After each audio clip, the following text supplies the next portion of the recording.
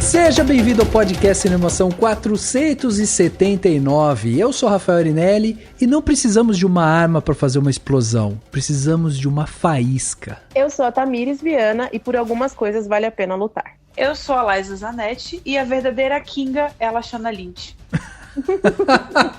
Bom. Eu sou Daniel Cury e quem gosta de coração valente e gladiador tem moral nenhuma pra reclamar de coerência histórica dos filmes, tá? É verdade. Meu Deus, é isso. Eu tô plantando a Já treta, chegou. é isso. Plantou a discórdia e eu já concordo.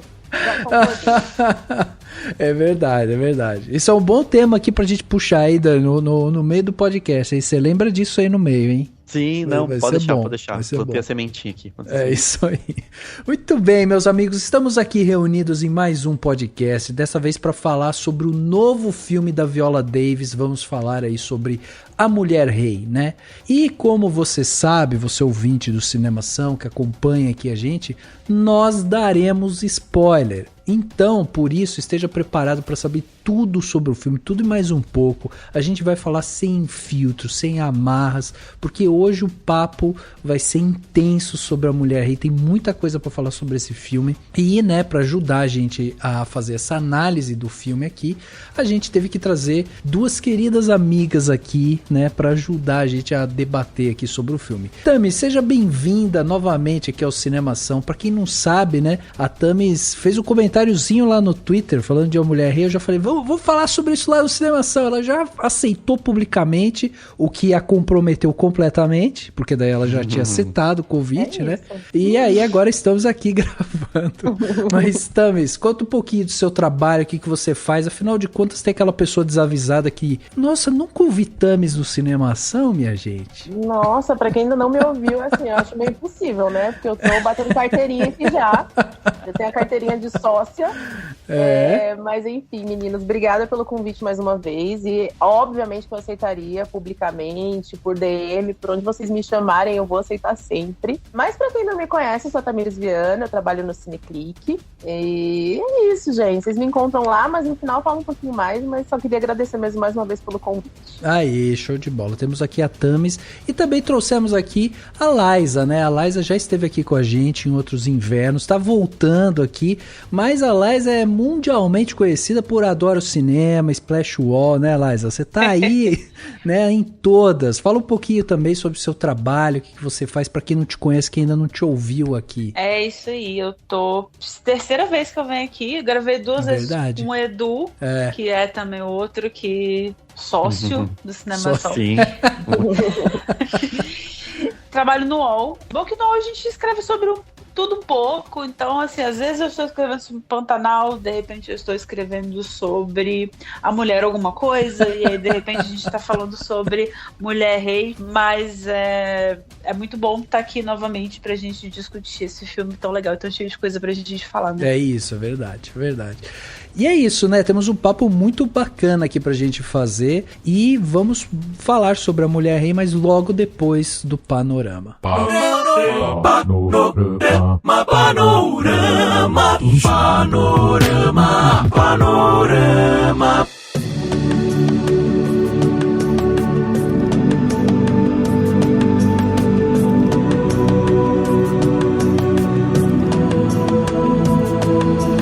E o nosso podcast, hein? Nosso podcast é sempre uma aventura, que cada episódio é um tema totalmente diferente do outro, hein, Dani? Aqui é praticamente uma montanha-russa de temática. Não é, cara? Eu fico impressionado com isso, como a gente consegue arranjar tema pro ano inteiro, né? Sim, sim. Aí, quando estreia filme que a gente não quer falar, daí a gente escolhe outras coisas, já fala outras paradas. Pula, pois é. Eu acho que fica até o convite aí, porque a gente tá chegando aqui, né? A gente tá em setembro, já é outubro, e, né, estamos caminhando aí pro final do ano. Então, quando a gente vai chegando pro final do ano, a gente começa a fazer aquele balanço sobre o podcast, o que a gente pode falar no ano que vem, o que a gente pode fazer. E aí é esse momento que você, ouvinte assíduo do Cinemação, pode ajudar a gente. E para fazer isso é muito fácil, né? Você pode começar acompanhando a gente lá no cinemação.com, né, o nosso site, e lá dentro você vai encontrar várias coisas. Você vai encontrar os nossos podcasts, vai encontrar críticas, vai encontrar análises, vai encontrar trailers, enfim, vai encontrar muita coisa bacana lá. Mas aí dentro do nosso podcast, né, tem lá um ambiente de comentários, como todos os posts do nosso site. E aí você já pode começar a mandar pra gente o que vocês querem ouvir no ano que vem, né? Afinal de contas, a gente já começa a fazer a agenda do ano que vem.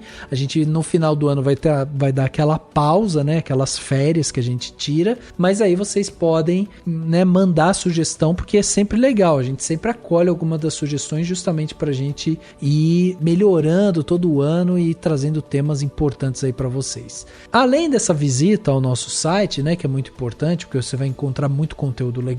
Faz também o caminho completo do nosso podcast, que é acompanhar o nosso podcast na sua plataforma de áudio preferida. Então, assim, a gente está dentro do Spotify, dentro da Apple Podcast, dentro do Google Podcast, do Castbox, do Deezer. Estamos lá, é só você procurar por Cinemação e você vai encontrar a gente. Encontrando a gente, você pode se inscrever, assinar, faz o processo lá para que você não perca nenhum episódio. Então, todas as vezes que você faz isso, todas as vezes que a gente lançar um episódio, você vai ser notificado. E aí você não perde nada, né? No Spotify, por exemplo, é só você seguir, e no Spotify ainda tem avaliação agora. Tem uma estrelinha lá que você pode dar, e aí você marca lá, né, quantas estrelas você quer dar pra gente, e tudo isso ajuda com que a gente chegue a mais pessoas. Agora, por fim, um convite muito importante aqui pra gente é o convite para que você seja um apoiador do Cinemação. E para fazer isso,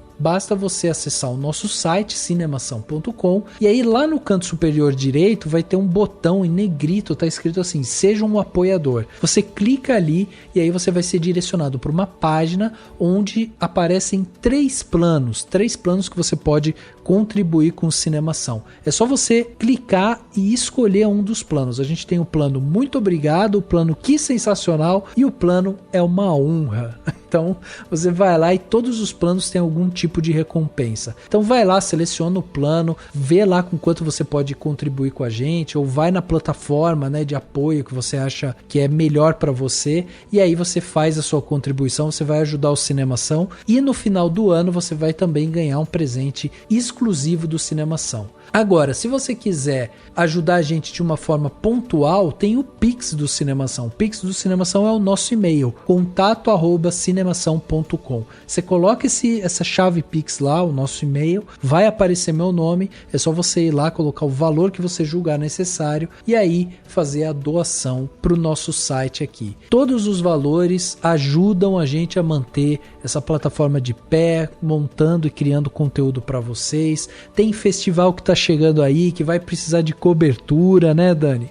Exatamente, vamos, fiquem de olho. Fiquem de olho, porque vai ter cobertura, a gente manda as pessoas lá, a gente vai lá, então tudo isso tem custo, tudo isso é conteúdo que a gente produz para vocês, e por isso é muito importante que vocês ajudem o Cinemação. Vai lá, seja um patrão do Cinemação. E chegando aqui na parte onde as pessoas mandaram seus comentários, é sempre muito importante, né, lembrar para vocês que vocês também podem comentar, e é muito bom ler comentário de vocês e ver o que vocês acharam dos filmes que a gente está falando, das temáticas, do podcast como um todo, tudo mais. Você pode mandar um e-mail pra gente, para contato@cinemação.com, mas você também pode comentar em qualquer espaço onde é possível comentar. Então você pode comentar em qualquer rede social, no @cinemação no Twitter, no @cinemação no Instagram, no @cinemação no TikTok. A gente está em todas as redes sociais, você pode comentar e a gente vai ficar de olho, vai pegar o comentário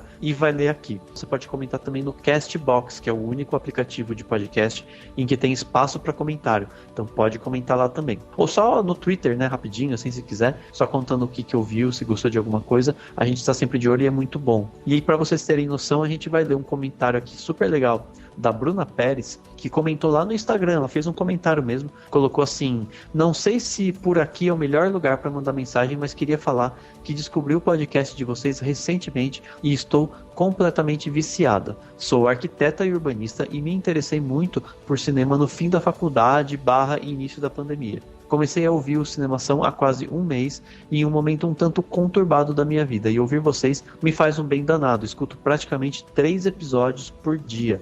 Enfim, só queria parabenizar o trabalho impecável que fazem e o tanto de amor que colocam em cada volume. Em breve volto para comentar sobre algum episódio específico. Parabéns novamente e obrigada. Um grande abraço de uma fã recente. Então, super legal o comentário da Bruna, a gente ficou super feliz de ler. Pode ser no Instagram, sim, Bruna, pode mandar o comentário lá, pode mandar o que quiser mesmo, em qualquer rede social e qualquer e-mail. Sim. No espaço de comentários, inclusive, né, do site cinemação.com, também pode ser lá. Não, Dani, 3 episódios por dia, ela é uma guerreira, hein?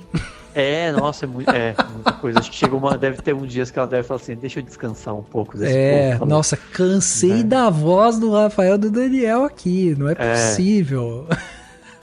De domingo, pelo menos, acho que ela deve falar assim, não, domingo eu vou só ver os filmes. Só. Houve um Cid Moreira, né? Faz bem. Pra compensar. Exato. E aí a gente tem um comentário rápido também do William Saito, que comentou no espaço, né, do cinemação.com, lá no embaixo, no espaço de comentários, do podcast 476, que a gente falou de eleições, cultura e cinema no plano de governo. E aí ele colocou o seguinte: nada a acrescentar, pois o comentário do Thiago Alves já me representa. Inclusive, eu já li, né, o comentário aqui. Sim. Mas também tá lá no espaço lá para você ler. Mas não poderia deixar de passar por aqui para dizer como é importante um episódio como esse, discutir como as ações políticas do atual governo estão refletindo negativamente em todas as áreas da sociedade, é até questão para nossa sobrevivência. A cultura é apenas um dos pontos negligenciados e o Cinemação, onde a cultura é a principal fonte de conteúdo, tem todo o direito e dever de se manifestar. Valentes, sigam em frente. Então, muito bom também o comentário do William Saito. A gente fica feliz que, né, tá feliz com o nosso posicionamento. E quem não ouviu o podcast 476, vai lá ouvir que ficou muito legal também. E é isso, mande seu comentário pra gente, que a gente sempre é muito bom pra gente ler esses comentários.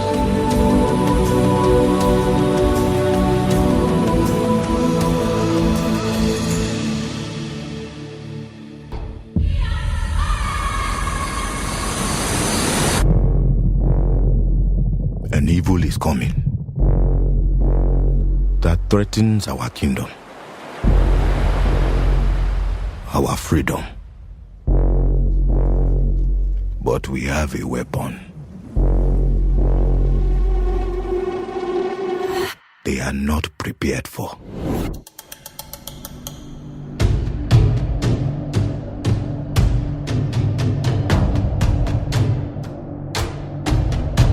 Chegava aos cinemas no dia 22 de setembro de 2022 o filme A Mulher Rei, filme dirigido pela Jean Prince Bythewood, né, e estrelado pela poderosa, talentosa, maravilhosa Viola Davis. Eu não sei onde que essa mulher vai colocar tantos adjetivos na vida dela, porque olha, ela é um tesouro mundial. A Mulher Rei teve aí um orçamento de cerca de 50 milhões de dólares e arrecadou até o momento 38 milhões de dólares. Ou seja, ainda não chegou ali, então temos que ir pro cinema, hein, assistir esse filme. E o filme conta a história, né, memorável das Agogis, uma unidade de guerreira composta aí apenas por mulheres, que protegiam um reino africano de Daomé nos anos ali 1800, né, entre 1800 e 1900 ali. Essas mulheres, elas tinham habilidades e uma força diferentes de tudo que já tinha sido visto. Inspirado em eventos reais, o filme acompanha a emocionante brilhante jornada da General Naninska, né, que é vivida pela Viola Davis, enquanto ela treinava uma nova geração de recrutas e as prepara para uma batalha contra um inimigo determinado a destruir o reino que elas defendem. Dani, diz pra gente então, temos aqui um filme que emociona, nos deixa vidrados, né, na tela, e tudo isso graças a uma equipe que faz a Mulher Rei acontecer. Então conta pra gente quem que compõe esses bastidores, essa equipe do filme. Vamos lá então. Primeiramente, a Gina Prince Bythewood, que é a diretora, ela dirigiu, entre outras produções e séries, né? Ela dirigiu o filme The Old Guard, que é um filme original Netflix, né? Que saiu até não faz tanto tempo assim. E A Vida Secreta das Abelhas, que acho que talvez seja o filme mais famoso da diretora, né? A gente tem no roteiro a Dana Stevens, que fez roteiros de filmes tipo Paternidade, tem aquele Um Porto Seguro, que é uma adaptação daquele cara Nicholas Sparks lá, e fez o roteiro também do Cidade dos Anjos, né? Aquele filme com a Meg Ryan e tudo mais. Tem também uma das pessoas que trabalhou no roteiro, né? Que fez a história foi a Maria Bello, tá no primeiro trabalho como roteirista e que fez muitos filmes. Como atriz, ela é famosa pelo Show Bar, né? Aquele filme que ela fez, que ela é uma das meninas lá. Na montagem de A Mulher Rei, a gente tem a Terrilyn Shropshire. Adorei falar o sobrenome dela. Que é a montadora que cuidou também do The Old Guard, né? A diretora Gina Prince Bythewood. E fez Olhos que Condenam também, né? Fez a montagem da série da minissérie, né? Olhos que Condenam, entre outras coisas também. Na fotografia, a gente tem a Polly Morgan, que foi a diretora de fotografia de Um Lugar Bem Longe Daqui, que é um filme que estreou também faz pouco tempo nos cinemas, e do Um Lugar Silencioso, parte 2, entre muitos outros filmes, né? E na trilha sonora, a gente tem o Terence Blanchard, que é o cara que fez a trilha sonora de Uma Noite em Miami, além de filmes do Spike Lee como o Destacamento Blood, Infiltrado na Clã e até outros filmes de antes, né, desses últimos aí do Spike Lee. Só nisso eu já falei, uma equipe basicamente de mulheres, né, mulheres negras inclusive, a diretora, a montadora, né, e o Terence Blanchard como compositor, que também é um homem negro também nesse filme, né, então a gente tá com uma equipe aí, faz muito sentido, né, pra esse filme. E aí no elenco, dá pra citar, a gente tem, claro, tem bastante gente, vamos citar lá, Viola Davis, que dispensa apresentações, obviamente, tem a Thuso Mbedu, que ficou famosa com a série Underground Railroad, né, a gente até falou, eu falei dela várias vezes aqui e tudo mais, tem a Lashana Lynch, né, que fez o 007, né, Sem Tempo Pra Morrer, e ainda fez a Maria Rambeau lá da Capitã Marvel, entre muitos outros filmes também, mas só esses já são grandes, né, franquias, né. Tem também a Sheila Atin tá no Doutor Estranho no Multiverso da Loucura e fez também uma participação menor na série Underground Railroad, né. Além delas, dá pra citar a Massali Baduza, que faz uma personagem que chama Fumbi, né, que é uma atriz sul-africana, que tem vários filmes sul-africanos também, alguns filmes e séries, né, da África do Sul, mas não tantos assim, ela é mais jovem. E tem também, dá pra citar o Jimmy Odukoya, que é um ator nigeriano, que tem também muitos e muitos filmes nigerianos aí no currículo dele, né? Infelizmente a gente não vai conhecer tantos, mas tem vários que ele fez. Ele é um dos muitos atores africanos mesmo, que tem uma carreira nos seus países e que entraram nesse filme, né? O Jimmy Odukoya é o que faz o Oba, né? Que é digamos assim, o grande vilão do filme, né? De certa forma. Embora tenha outros que eu vou citar daqui a pouco. Tem também, claro, o John Boyega, né? Que a gente não pode esquecer do Finn de Star Wars, também estava no Pacific Rim, entre muitos outros filmes aí. E eu vou citar também os brasileiros, que não são brasileiros, que aparecem no filme, que são o Jordan Bolger, né? Que faz até um interesse romântico, né? De certa forma, que tá no Peaky Blinders, The 100 e o livro de Boba Fett, né? São 3 séries aí que ele teve presente. E tem também o Hero Finn Stephen. O Hero Finn Stephen, que acho que é o único ator branco com nome, assim, que aparece no filme. Ele é daquela franquia After, recente, e ele também fez o Voldemort, né? O Voldemort jovem, num flashback do filme do Harry Potter e o Enigma do Príncipe. E não à toa ele é sobrinho, né? Do Ralph Fiennes, que fazia o Voldemort. E que tá aí, enfim, não sei porquê, porque podia ser um ator brasileiro, mas enfim. É isso. É verdade, é verdade. Aquele portuguesinho ali, né? Eu tinha que ler legenda, né? Não, é um português assim, que eu demorei pra entender que ele tava falando português. E aí, quando eu entendi que era português, já tinha passado e eu não tinha entendido o que ele falou. Então, assim... Não, eu acho assim, o que eles falam exatamente, apesar do filme não se passar em tempos tão antigos assim, até vai, você fala assim, sei lá, você pode entender que é como se falava na época. Isso não é, né, assim, mas enfim, eu acho que é uma coisa que podiam ter... Contornado, né? Contornado com atores brasileiros ou portugueses mesmo, né, enfim. Sim. Agora, interessante, né? Porque quando a gente fala que é um filme que tem a base, né, real e tal, eu achei muito interessante porque depois fui ver vários depoimentos da Viola Davis, que inclusive é produtora, né, do filme, ela ajudou a colocar esse filme de pé e tudo mais. E é interessante porque o reino do Daomé, hoje é onde fica Benin, né, que é localizado na África Ocidental. Ele foi um reino africano que existiu entre 1600 e 1904, quando o último rei, que chamava Benzin, ele foi derrotado pelos franceses e o país acabou sendo anexado ao Império Colonial Francês. Mas as agogis, elas existiram em um determinado momento da história das agogis dentro do reino de Daomé, elas chegaram a somar mais de 6.000 soldadas e elas compunham 1/3 de toda a força militar do reino Daomé. Então, assim, elas foram uma força gigantesca ali, né? Era uma coisa muito poderosa. E elas surgiram basicamente porque, segundo a história ali, teve uma morte, né, da população masculina devido às guerras, né, com estados vizinhos e tudo mais. E também pelo fato do rei de Daomé ele ter sido forçado a entregar os homens como escravos ao Império de Oyo, né, que aparece no filme também. Então, assim, eles tiveram uma redução drástica ali, né, na população masculina, e aí pegaram as mulheres e falaram, não, vou fazer um exército com elas. E elas se mostraram, assim, de uma eficácia, né, era algo fora do comum. E aí eu acho muito feliz o filme começar já dando pra gente um exemplo do poder delas. Porque, gente, quando a Viola Davis, ela surge do meio daquele mato olhando pra gente, eu tive que olhar 2 vezes pra trás do cinema pra ver se ela tava olhando pra mim mesmo ou se era pra alguém de trás, de tanto cagaço que eu fiquei com aquilo. Tô arrepiada só de lembrar, gente. Que cena. Ele já começou com o pé no peito, assim, né? É. E eu acho que isso é uma técnica, porque assim, uma das coisas que eu ouvi, né, falando, assim, algumas críticas em relação ao filme é do formato dele muito clássico, né, que envolve a luta, a redenção, aí tem a paixonite no meio e tal, bababá, então tem essas coisas. Teve muita gente falando, mas poderia ter coisas ali um pouco mais inventivas e tal, e eu adoro esse formato clássico, assim, de ele dá o tempero pra gente, sabe? Vou te mostrar a história dessas guerreiras aqui que são incríveis.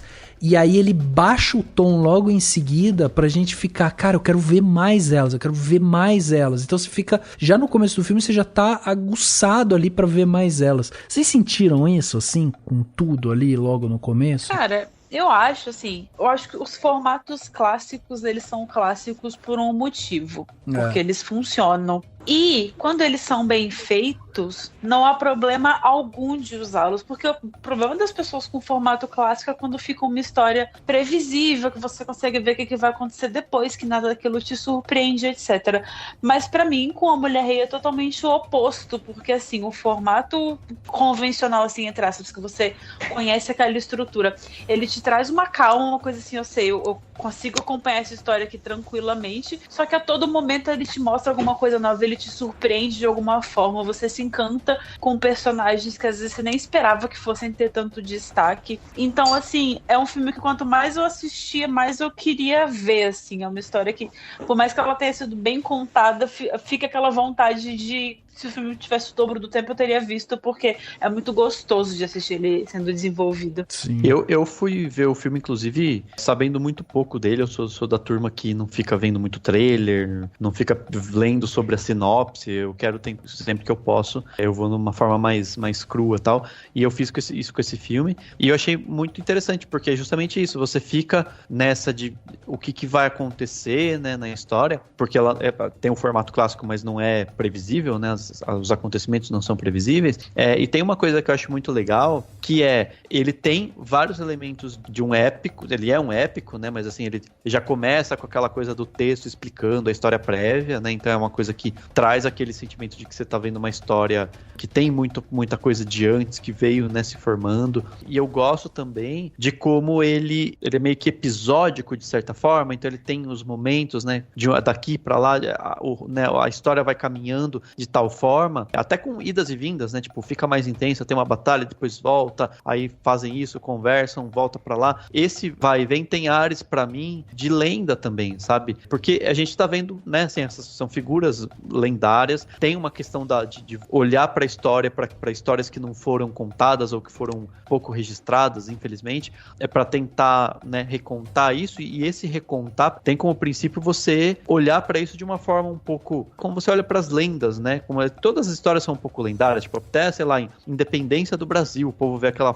foto lá não foi daquele jeito, né, assim, Dom Pedro não ergueu a espada maravilhoso, não é daquele jeito, mas a gente tem essa visão um pouco lendária que faz parte da construção da história, desde que a gente saiba olhar, entendendo os paradoxos e tal, mas eu acho muito legal isso, assim, e ele tem esses ares, porque tem muitas histórias, né, de lendas, assim, que são isso, né, tipo, não obedecem necessariamente aquele arco muito tradicionalzinho de filme, que é de sobe aqui, depois você tem, não, ele tem um vai e vem que faz parte, e eu gostei disso, assim. Eu discordo um pouco disso quando você fala que tem essa coisa meio de lenda, porque inclusive isso foi uma das coisas que me chamou a atenção na fala da própria Viola Davis, porque quando perguntado sobre o filme, ela fala assim que o filme, que é importante a gente entender que as agogis, apesar de serem essas figuras que tipo tem né, às vezes viram rodapé numa página de história, né? E a gente já tinha algum tipo de relação com elas, porque aquelas soldadas que a gente vê dentro do Pantera Negra, elas são inspiradas nas agogis. As Dora Milaje. As Dora Milaje, exatamente. E aí a Viola Davis, ela fala isso, assim, que é importante a gente perceber que as agogis, elas recrutavam meninas entre 8 e 14 anos. Essas meninas, elas eram proibidas de casar, de ter relação sexual, elas serviam um reino. E aí a Viola fala sobre isso, ela fala assim que o propósito dela como artista é humanizar essas personagens. Então, eu discordo um pouco dessa visão, dessa coisa lendária, porque pra mim o filme ele tem um pé muito mais sóbrio nessa questão de ele humaniza essa coisa que poderia ser uma lenda, sabe? Ele não é tido só como uma coisa de quase fantasiosa, quase alegórica, assim. Não é lenda no sentido de fantasia, no sentido de ser um épico do passado, sabe? Eu acho que mais no formato que a história é contada, né? Tipo, que vai para um lado mais da narrativa falada, que ela não segue uma cronologia, porque existem versões, existem fatos dentro dos fatos. E, não, exatamente, sabe? Quando você conta histórias do passado, nessas coisas, é desse jeito, né? Falar, fulano daí fez isso, daí ele voltou, daí fez... Então você não tá preocupado... E eu gostei disso, eu gostei que não é, sei lá, muitos roteiristas e diretores iriam para um caminho de transformar naquele arco bem, né? Que você vê, inclusive, eu citei, né, no começo, do Gladiador, no Coração Valente, aquele arco muito desenhadinho, né? E ele não tem um pouco, claro, tem um arco mais macro, mas ele tem um vai e vem, né? Tipo, sabe assim, quando eu achei que o filme tava encaminhando quase para um fechamento, você tem a Naui, né, que é a protagonista, praticamente, sendo capturada, e aí você retoma para aquilo da trama dela, né, com a Nanisca como mãe dela e tal. Então você meio que, sabe assim, é um vai e vem de fatos, e eu acho isso muito, sei lá, eu gostei muito disso, assim, especificamente, sabe? Desse vai e vem de coisas que vai te surpreendendo, né? Puxando um pouco pro que o Rafa falou, assim, eu acho que o que mais me atraiu no filme, eu até falei disso na minha crítica, é essa humanização, assim, porque o que a gente pensa de um exército de mulheres, né? Tipo, o que é representado naquele começo? É que são mulheres muito fortes e duras, e eu acho que a Viola, ela tem essa habilidade no trabalho dela, que é essa coisa de pegar personagens muito firmes, muito fortes, mulheres muito guerreiras mesmo, e se deixar abater quando precisa, sabe? Eu acho que essa dualidade dessas mulheres. Então, além da gente estar vendo um exército poderoso, de mulheres extremamente poderosas, a gente consegue ver o outro lado delas. A gente consegue ver a Nanisca cair quando precisa cair, chorar e ter essa relação. Eu acho que a forma como o filme constrói essas relações entre elas que é muito interessante, sabe? Porque é essa humanização que o Rafa tava falando, assim. Isso pra mim é o que mais pegou, assim. Sim, E essa humanização das mulheres, esse olhar para as questões desses paradoxos, né? Essas contradições até, você vê tanto no âmbito das pessoas, né? Daquelas mulheres, no caso da Nanisca, da Nau e tudo mais, e você vê também na sociedade mesmo, né? Assim, eu achei muito legal como que eles colocaram o rei, né? Que é o John Boyega, como um cara mimadinho, né? Assim, um cara meio tipo... não tem muita noção das coisas, né? É meio que reis são assim, né? Tipo, o cara tá meio fora da realidade, não tá... fica naquele lugar, né? Só cercado dos seus privilégios e tal. Tem isso, tem vários momentos de machismo, né? Até a própria a menina ganha lá e ele meio que fala assim, se você não fosse uma guerreira, você podia ser minha esposa, tipo, pera lá, né? Então, assim, mas é isso, tipo, é interessante, né? E que cai nas contradições da sociedade quando entra na questão da questão do período da escravidão e dos sequestros e tal, né? You like the guns? You enjoy practicing with the men in the infantry? I see you flirting. This is not allowed? You know it is not. Why not? The men who are soldiers have wives and children, but the Agojia cannot. How is that fair? Were you this arrogant with your family? No wonder they gave you away. It is you who is arrogant. Você sabe que esse negócio de você desmistificar um pouco, né? Por isso que eu acho interessante do filme, porque inclusive a Dina faz isso, né, na história. Quando ela traz, né, ela vai trazendo as guerreiras andando pela cidade, todo mundo olhando pra baixo, porque não pode, né, cruzar um olhar ali e tal. E você acabou de ver elas lutando. Então, assim, você tem quase que a mesma reação do que aquela população, que é uma admiração, é um respeito gigantesco por elas ali, mas conforme vai passando o tempo, você vai vendo que é um fardo também, entendeu? Essa desmistificação que é muito interessante, assim, como é difícil também, não é uma coisa simples, assim, não é só porque elas lutam e elas defendem, porque de repente tem uma delas ali que é mais ambiciosa, que pretende, né, virar general mais pra frente, não sei o que e tal, não é uma coisa simples, assim, que elas são super confiantes e pronto, não, elas sofrem também com aquela escolha.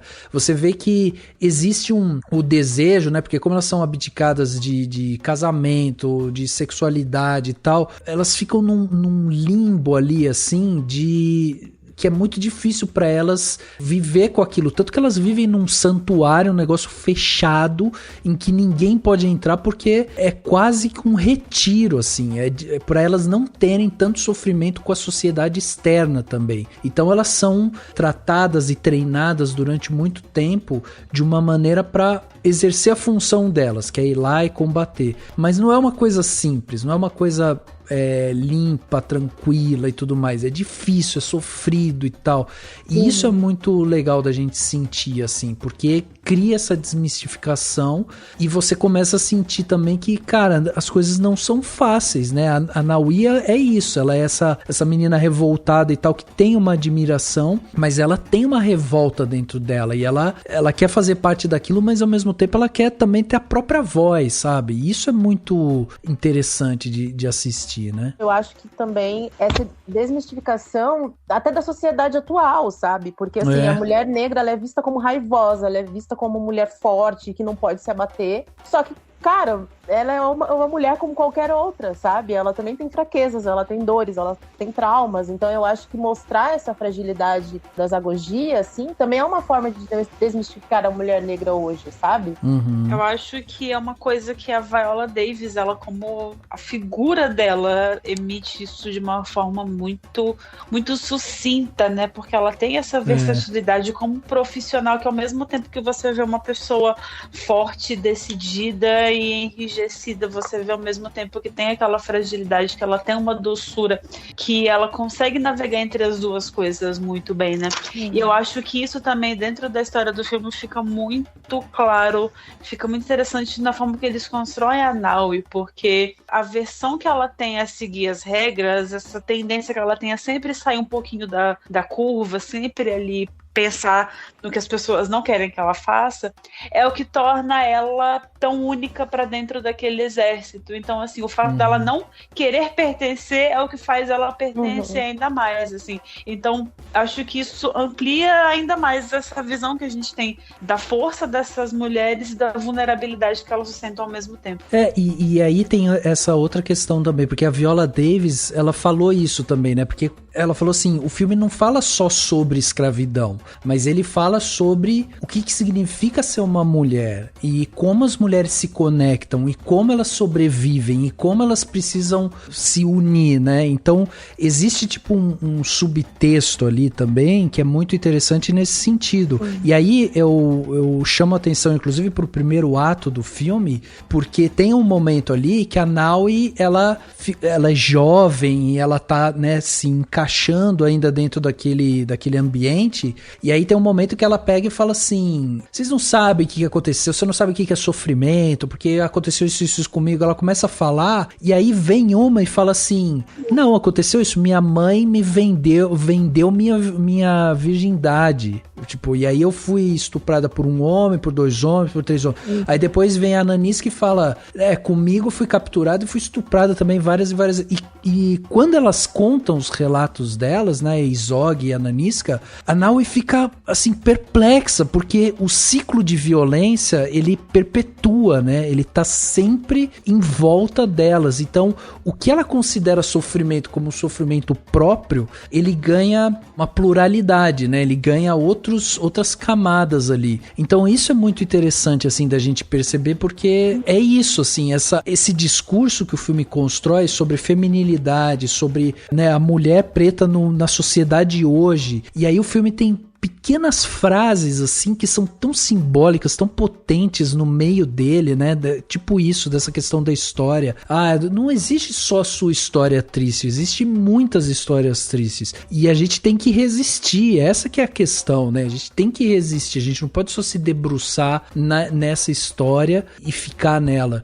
Então é muito potente, assim, e também como ela faz essa narrativa, né? A Izog, a hora que vai contar a história dela pra Naui, conta num ambiente, elas estão à noite, a Gina faz uma câmera lateral, né? Então ela pega, assim, bem o perfil, é como se estivesse dando pra gente o perfil realmente visual e histórico da Izog. E aí a Izog conta a história dela e mostra a mão, né?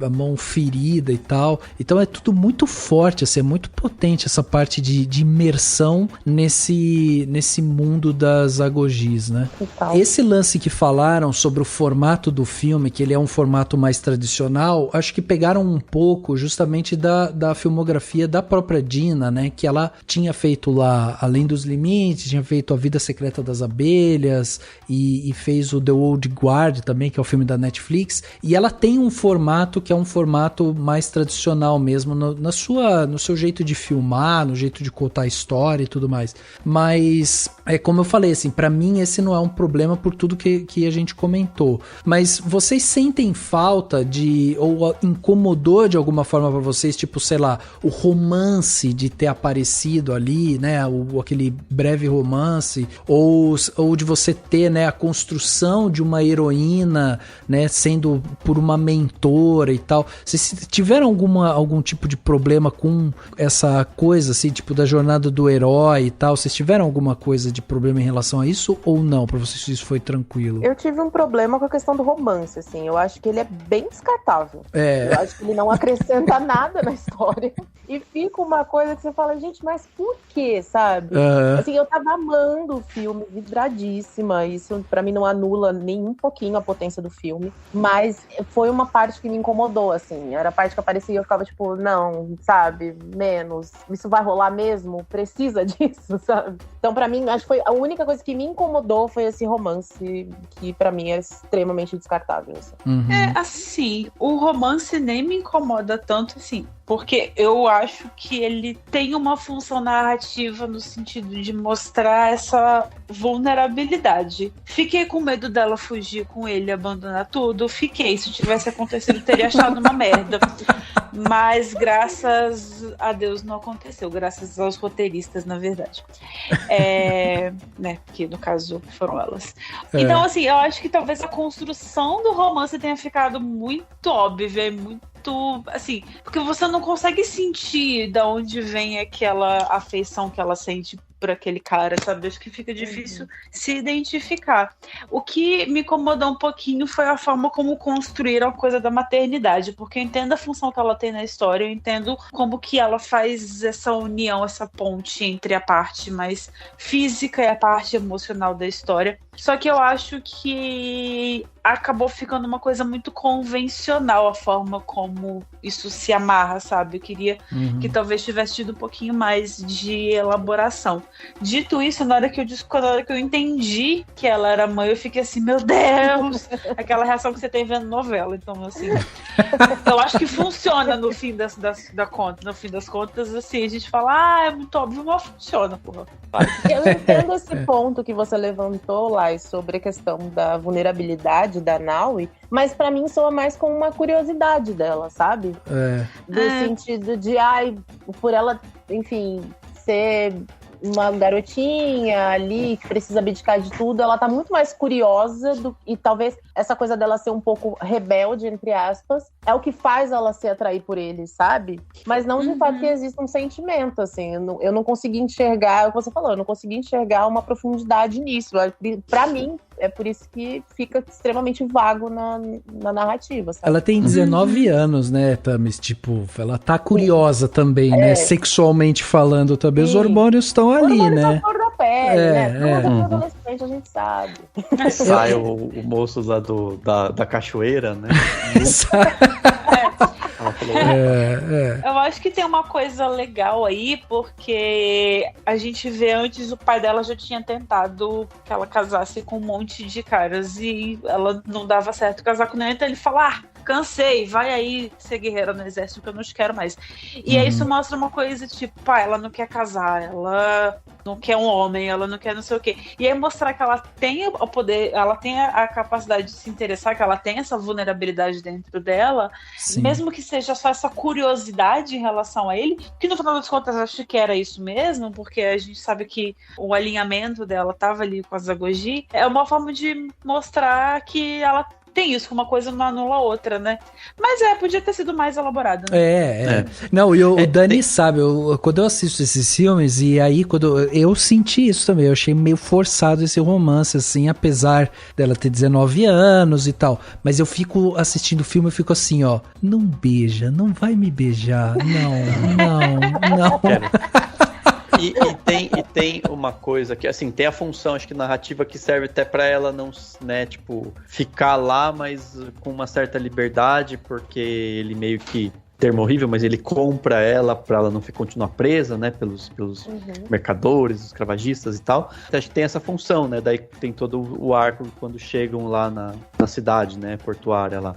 Mas eu acho que tem uma coisa, enfim, pode ser complicada, enfim, não sei o que vocês acham, que é a de que esse personagem, ele entra num pouco aquela coisa de tal, tipo assim, o único homem com virtudes, sabe, assim. O único homem minimamente aceitável que existe, que tem um mínimo de sentimentos, né, basicamente.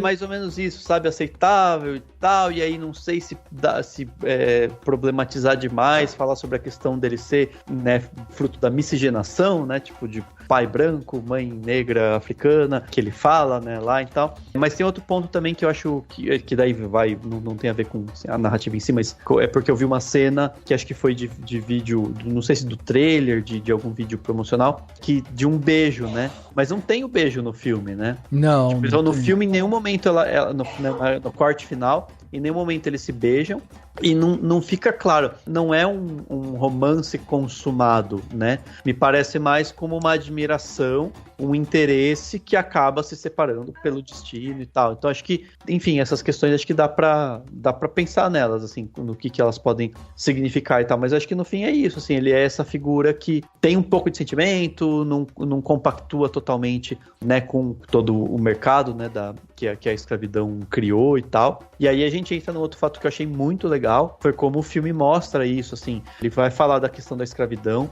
ele fala da questão das guerras internas e de como o próprio reino de Daomé, né, tipo, vendia pessoas para esses mercadores, e aí ele deixa muito claro uma coisa que é interessante, que é como os europeus, os brancos, conseguiram fazer a base dessa sociedade também ser da escravidão, né? Até o cara fala, né? Ele fala, não, mas a base da economia, tipo, e realmente você vai estudar a história do Brasil e das Américas, e principalmente do Brasil, né? Lá representado pelos personagens portugueses não, né? Os dois brasileiros, acho. Você tem isso, você tem, tipo, essa representação de uma economia que foi totalmente baseada na escravidão. E eles conseguiram a façanha, o horror de levar isso para essas sociedades, porque daí, quando você vê o próprio reino de Daomé, o Oió, que mostra também, são reinos que ficam dependentes disso, porque é como eles conseguem dinheiro, é como eles conseguem se manter, é como eles conseguem circular a economia.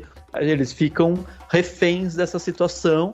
E aí a personagem da Nanisca tem todo aquele movimento de tentar mudar, né? E aí tem todo né, a coisa mas aí a gente vai virar fazendeiro, né? Vai virar uma comunidade, né, de pessoas que produzem, mas era a forma deles saírem, de eles tentarem sair, ela tá tentando esse caminho, né? E aí nisso entra um elemento que não foi bem assim, porque o próprio reino de Daomé permaneceu, né, nessa questão de vender pessoas e, né, de basear sua economia nisso.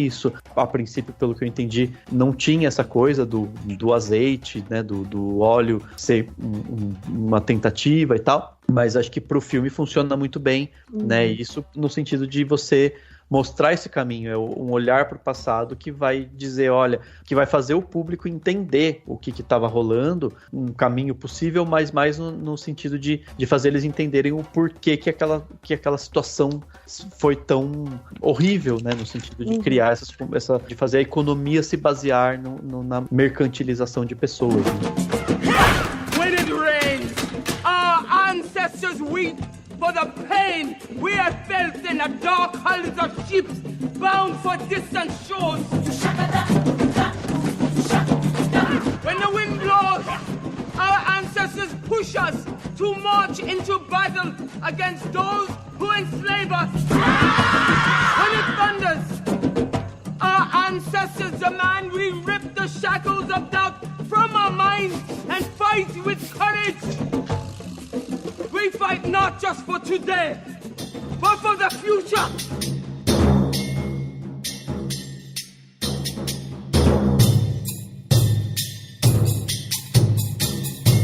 Tem duas coisas que eu acho interessante. A primeira é justamente você ter o Brasil nominalmente colocado na história, sabe? Tipo, não é Portugal, não é Europa e tal. Não, eles falam o Brasil, né? Então, porque o Brasil foi o último país das Américas a abolir a escravidão. Então, assim, a gente vai carregar isso com a gente.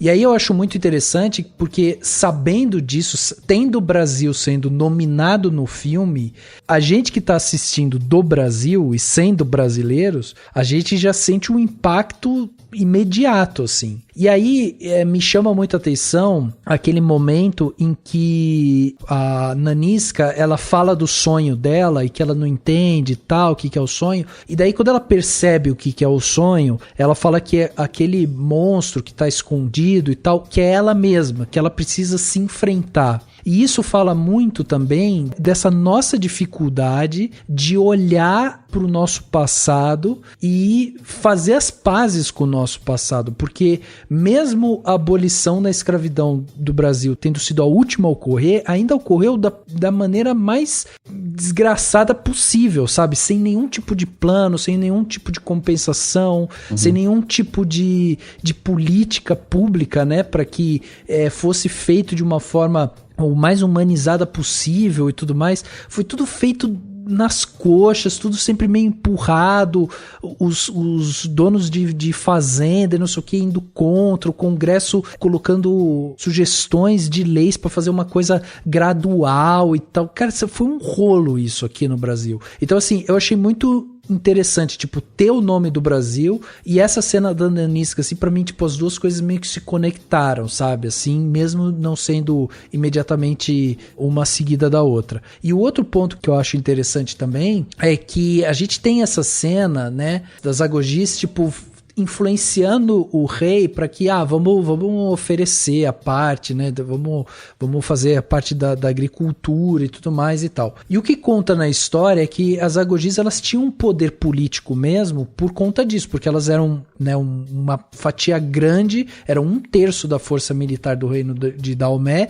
e elas tiveram influência em falar sobre isso, e tipo, vamos tentar tirar a base da nossa economia da escravidão. O problema maior disso, e que é recorrente, né, na história da África, é que eles têm o tempo todo que se defender dos brancos que estão invadindo o tempo todo lá. Tanto que o exército, né, das Agogis, eles, no século XIX, depois da invasão europeia ao continente africano, essas Agogis, elas foram recrutadas de novo para ir lá lutar contra o exército da Primeira Guerra Franco-Damamomena. Tiveram, tipo, uma guerra onde elas foram lá, que elas tiveram que ir, né? O exército feminino foi lá de novo. O exército feminino só foi dissolvido lá pelo século XX, depois da colonização europeia na África. Então, assim, o continente africano ficou sofrendo com invasões. Então, mesmo que eles tivessem a ideia de vamos mudar a nossa economia, vamos parar de vender pessoas pra gente mudar o centro da nossa economia, eles antes disso tinham que combinar com o resto do mundo que continuava indo lá, continuava fazendo as ofertas, continuava tirando gente de lá, sequestrando as pessoas, né? É um horror, é uma história horrorosa. E você falando isso, é muito simbólico a cena final, né? Que tem até uma cena depois, mas nossa, que é elas olhando pro mar e tem aqueles navios, né, assim, do tipo assim, isso, ela tá simbolizando isso que você falou, né, de tá vindo gente, né, assim, a gente vai ter que se defender desse monte de tudo que é simbolizado pelos navios, né, os navios, os barcos à vela e tal, né. É uma coisa que eu acho que a discussão em torno do filme das pessoas problematizando como a questão do tráfico de escravizados era abordada é justamente que falta essa visão de que as coisas são muito mais amplas, não são simplesmente africanos vendendo africanos porque eles querem. As pessoas, acho que a discussão fica muito parada nisso quando as pessoas falam, não, mas o filme é incorreto porque não falou isso, porque o filme não falou aquilo, porque a verdade é que o reino de Daomé fazia isso, fazia assado. Sendo que, assim, cara, as pessoas ali, elas são vítimas de um sistema que não foi criado por elas. E às vezes, assim, a gente não sabe como que eram as tentativas de sair disso, e quando eu falo que a gente não sabe, é porque, assim, não existem referências bibliográficas, sabe? Isso não sou eu que eu tô falando, quem falou isso foi a Viola Davis. Na coletiva, ela falou que durante as filmagens, ela tinha que o tempo todo se policiar para não falar as Amazonas de Daomé, que é o nome pelo qual as Agogis ficaram conhecidas no mundo, porque a maior referência que elas tinham de bibliografia era a referência que falava que citava as Agogis como Amazonas, só que esse é um nome dado pelo colonizador. E assim, a grandiosidade, quer dizer, o Big Take disso é exatamente isso, que a maior referência que existe é uma versão do colonizador. Então, assim, o fato da gente não poder falar sobre isso com profundidade é um problema muito maior do que simplesmente o filme se ateve à história, o filme não se ateve à história, porque não existe, cara. A gente não sabe qual é a história. Então, assim, é um problema muito mais grave. É muito mais grave. E as pessoas gostam de problematizar, né? As pessoas amam problematizar, é impressionante. Não, eu até ia comentar, eu acho que essa questão não é nem se tem fonte, enfim, eu até entendo que talvez tenha fontes que vão por outro caminho, mas a questão é um filme fictício, né?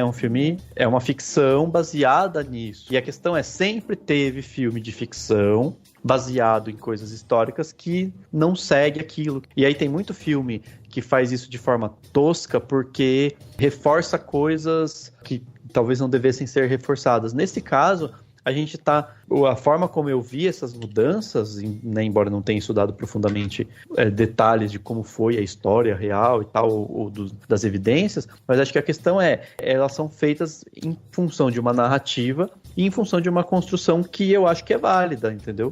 Que é justamente de trazer, e a Viola Davis fala muito bem, né, nas entrevistas que ela deu, de trazer um símbolo importante, né? Ela fala da infância dela, de como ela não né, de fazer com que as meninas negras de hoje possam ver um filme desses e se sentir representadas, valorizadas. Isso é muito poderoso, né?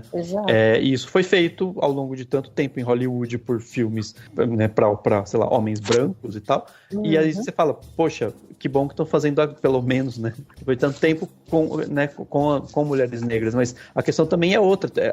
A narrativa toda do filme vem nesse sentido. E a própria reflexão sobre a questão, né, do comércio, de pessoas escravizadas, etc. É isso, o filme tem essas mudanças para a gente poder olhar dessa forma ampla. Se ele for se ater muito a fatos e for muito como quase um documentário, digamos assim, ele vai precisar ir a fundo em coisas que não fazem sentido para um grande público, né? Enfim, eu acho que é isso, pra você, é Hollywood, né, um entretenimento que vai trazer reflexão. Não dá pra você querer se aprofundar demais em cada detalhe pra mostrar as complexidades, né? Sim, e tiveram outros filmes na história que nunca foram extremamente fiéis à questão da escravidão. A gente tem milhares de filmes, sei lá, vou citar um clássico, E o Vento Levou, que é absurdo em relação a isso, e ele é considerado um clássico, e ninguém nunca parou pra problematizar em cima disso, sabe?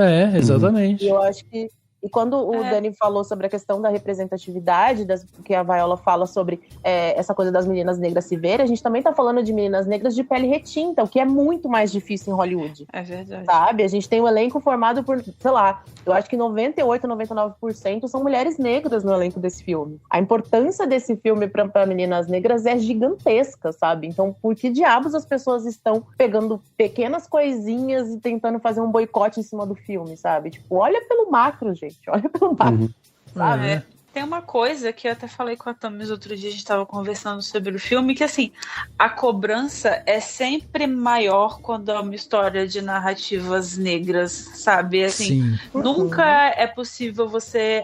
mas o filme a narrativa é convencional porque essa estrutura é muito linear e não sei o que.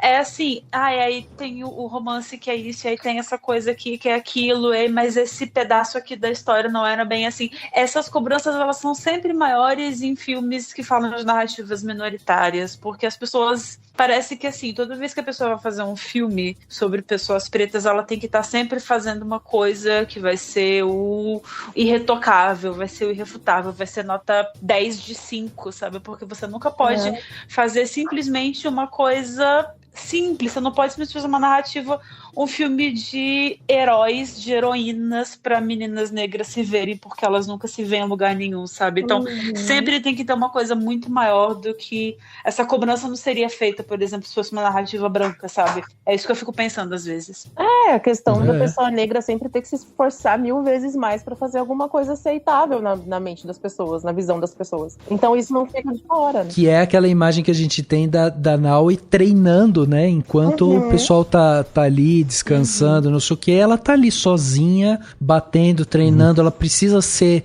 a melhor em todos os aspectos, porque para ela ter uma chance, né, de ficar ali, de continuar, de ser reconhecida e tal.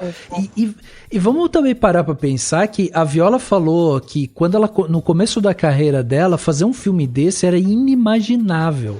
Eu diria até que há 20 anos, esse filme era inimaginável. A gente não precisa ir tão longe, sabe? Tipo, ontem esse filme era inimaginável. Se a gente não tivesse tido Pantera Negra, né? Um filme de proporção global, um orçamento enorme, vindo pela mão de uma Marvel, não sei o que e tal, que foi o sucesso que foi, com o personagem que foi, né? Ressaltando toda a questão cultural africana e tal, esse filme também não seria possível. Então, foi assim, passos de formiga, e isso é uma coisa que me chamou a atenção, porque eu vi muita dessa relação, né, do Pantera Negra com esse filme, e pô, Pantera Negra é um filme que aconteceu... Quando que saiu o primeiro Pantera Negra? Foi 2018, né? 18. Pois é, a gente tá falando de um filme de 4 anos atrás. A gente demorou 4 anos pra lançar outro. E aí quando sai esse outro, aí as pessoas ficam, não, porque eu vejo o lado histórico e não sei o que. Ah, meu filho, sabe? Pro inferno. Nossa. Interessante sobre isso de Pantera Negra. Eu não sei se foi a Viola Davis que falou na coletiva, se eu vi em alguma outra entrevista, mas assim, a história estava sendo desenvolvida, esse roteiro já existia antes de Pantera Negra. E aí quando Pantera Negra saiu, elas falaram assim, bom, fudeu, já fizeram um filme, a gente não vai conseguir fazer outro. Porque assim, o buraco é tão mais embaixo que na hora que saiu um filme que fala sobre algo que tangencia um assunto parecido, as pessoas falam, bom, claramente o mercado já saturou e a gente não vai conseguir fazer esse filme. E aí precisou vir uma pandemia, precisou vir mais, entendeu? Passaram 4 anos para esse filme de fato chegar às telas. Então, assim, é realmente uma coisa que a gente evoluiu bastante, mas também não o suficiente, sabe? Porque a gente tá falando de uma coisa tão simples e que é tão recente que é meio absurdo, né? A gente acha que a gente é melhor do que isso, mas a gente não é muito. How old are you? I have 19 years. You look like a child. I work hard. Harder than anyone. Many obstinate daughters are dumped at the palace. They usually fail. All our lives, they tell us stories about the Agoji, that you have magic. You look like a regular old woman to me. Fighting is not magic. It is skill. We will see if you have any.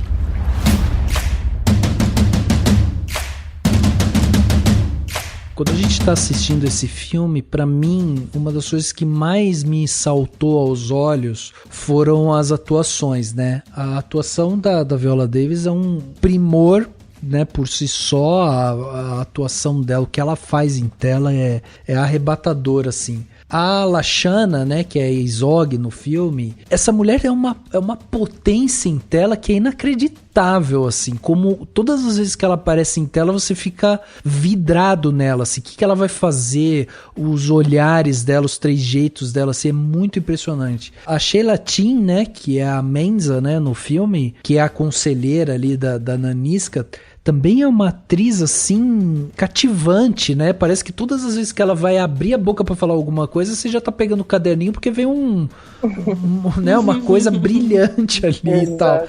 Então é impressionante o impacto dessas atrizes, assim. Inclusive tem uma cena que eu acho muito simbólica da interação dessas três, basicamente, que é logo depois que elas jogam, né, aquela cabeça daquele pessoal lá de Oyo, né, que eles jogam a cabeça ali e tal, e aí ela fala que não vai entregar Agogiz nenhuma, e não sei o que, daí tem uma briga e tal, e depois a Nanisca sai correndo com a Naui e elas pulam, né, de um penhasco ali e tal no rio e tudo mais. E a Nanisca, quando elas saem do rio, a Nanisca dá um ergue ali na Naui, né? Pô, você não me obedeceu, você não seguiu o plano, que absurdo e tudo mais. Enquanto ela tá fazendo isso, a Gina faz um corte e ela mostra a Izog e a Menza se entreolham, tipo uma cena de segundos, sabe? Elas se entreolham assim do tipo, pô, não vamos interromper, porque é a Nanisca que tá falando, não vamos interromper, mas a gente sabe que a Nanisca também pisou na bola aqui, né? Então elas dão essa olhadinha entre elas ali e não falam nada. Em seguida, aí ela traduz esse olhar pra gente, né? Porque daí a Menza chega na Nanisca e fala assim, ó, eu nunca iria te questionar na frente das outras guerreiras e não sei o que e tal, mas pô, foi você que não seguiu a ordem, né? Não foi você que não seguiu o plano, porque pô, você voltou lá e tal. E daí a Nanisca fala, não, eu fui lá. Então a Nanisca, ela tem também o mesmo impulso que a Naui tem, né? Ela tem. E aí as duas têm isso, só que a Nanisca, ela tem uma questão também ali de posição. Ela, como general, ela precisa dar o exemplo, ela tem que mostrar, ela tem que manter a unidade, né, junta ali e tal. Só que essa interação delas é uma coisa tão sutil, assim, tipo uma troca de olhar rápida ali, que você percebe que, tipo, a Izog e a Menza sabem de alguma coisa que a gente não sabe, sabe? Tipo, elas trocaram olhares e falam, o que vocês estão se olhando aí? O que tá acontecendo? E isso é muito bom.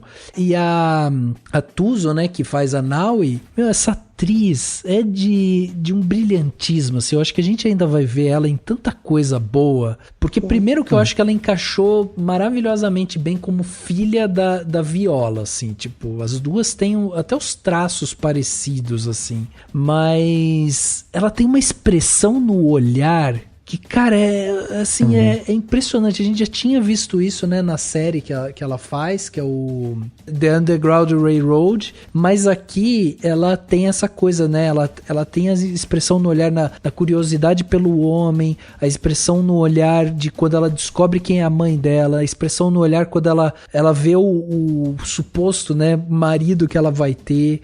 Ela é muito expressiva, assim, é muito cativante essa menina. Nossa, Cara, pra mim, quem roubou a cena foi a Lashana Lynch. Tudo que ela fazia, eu estava idolatrando. Ela falava um A, eu falava, concorda, é isso aí, rainha, mulher, é você. Ela é, assim, maravilhosa. Essa mulher merece... Bota ela pra fazer o 007, bota ela pra fazer o novo Doutor Estranho, bota ela pra fazer qualquer personagem que for que ela dá conta, entendeu? Ela é assim, eu já gostava muito do trabalho dela, mas acho que esse filme, assim, me abriu muito os olhos e falei, cara, essa mulher aí é ela, entendeu? Ela sim. E assim, que time que a Viola Davis, que é a produção do filme, reuniu, né? Porque a gente vê tantas mulheres, tantas atrizes de origens diferentes, com experiências diferentes se reunindo ali, você fala, cara, é um exército próprio que ela criou pra fazer esse filme, né? E é gostoso de ver também, entre aspas, né? O alívio cômico que a Izog e a Naui trazem em muitos momentos, assim, né? Cara, a relação delas é muito boa, assim. Sim. Eu dava gargalhadas com as duas, assim, em alguns momentos. Mas, ó, vou trazer uma informação que explodiu minha cabeça. Não sei se vai explodir de vocês. Você vê que é a mesma que eu tô pensando. A Tuso tem 31 anos, gente. Eu tava encontrando um espacinho pra falar sobre isso, porque eu fui buscar a idade dela e eu fiquei apavorada. Caraca, e ela faz o papel de uma menina de 19. Assim, a minha skincare claramente está atrasada. Assim, gente, o nome disso é melanina, gente. É melanina. Eu já tô me preparando para ser recrutado para os papéis de 50, já, 60, né?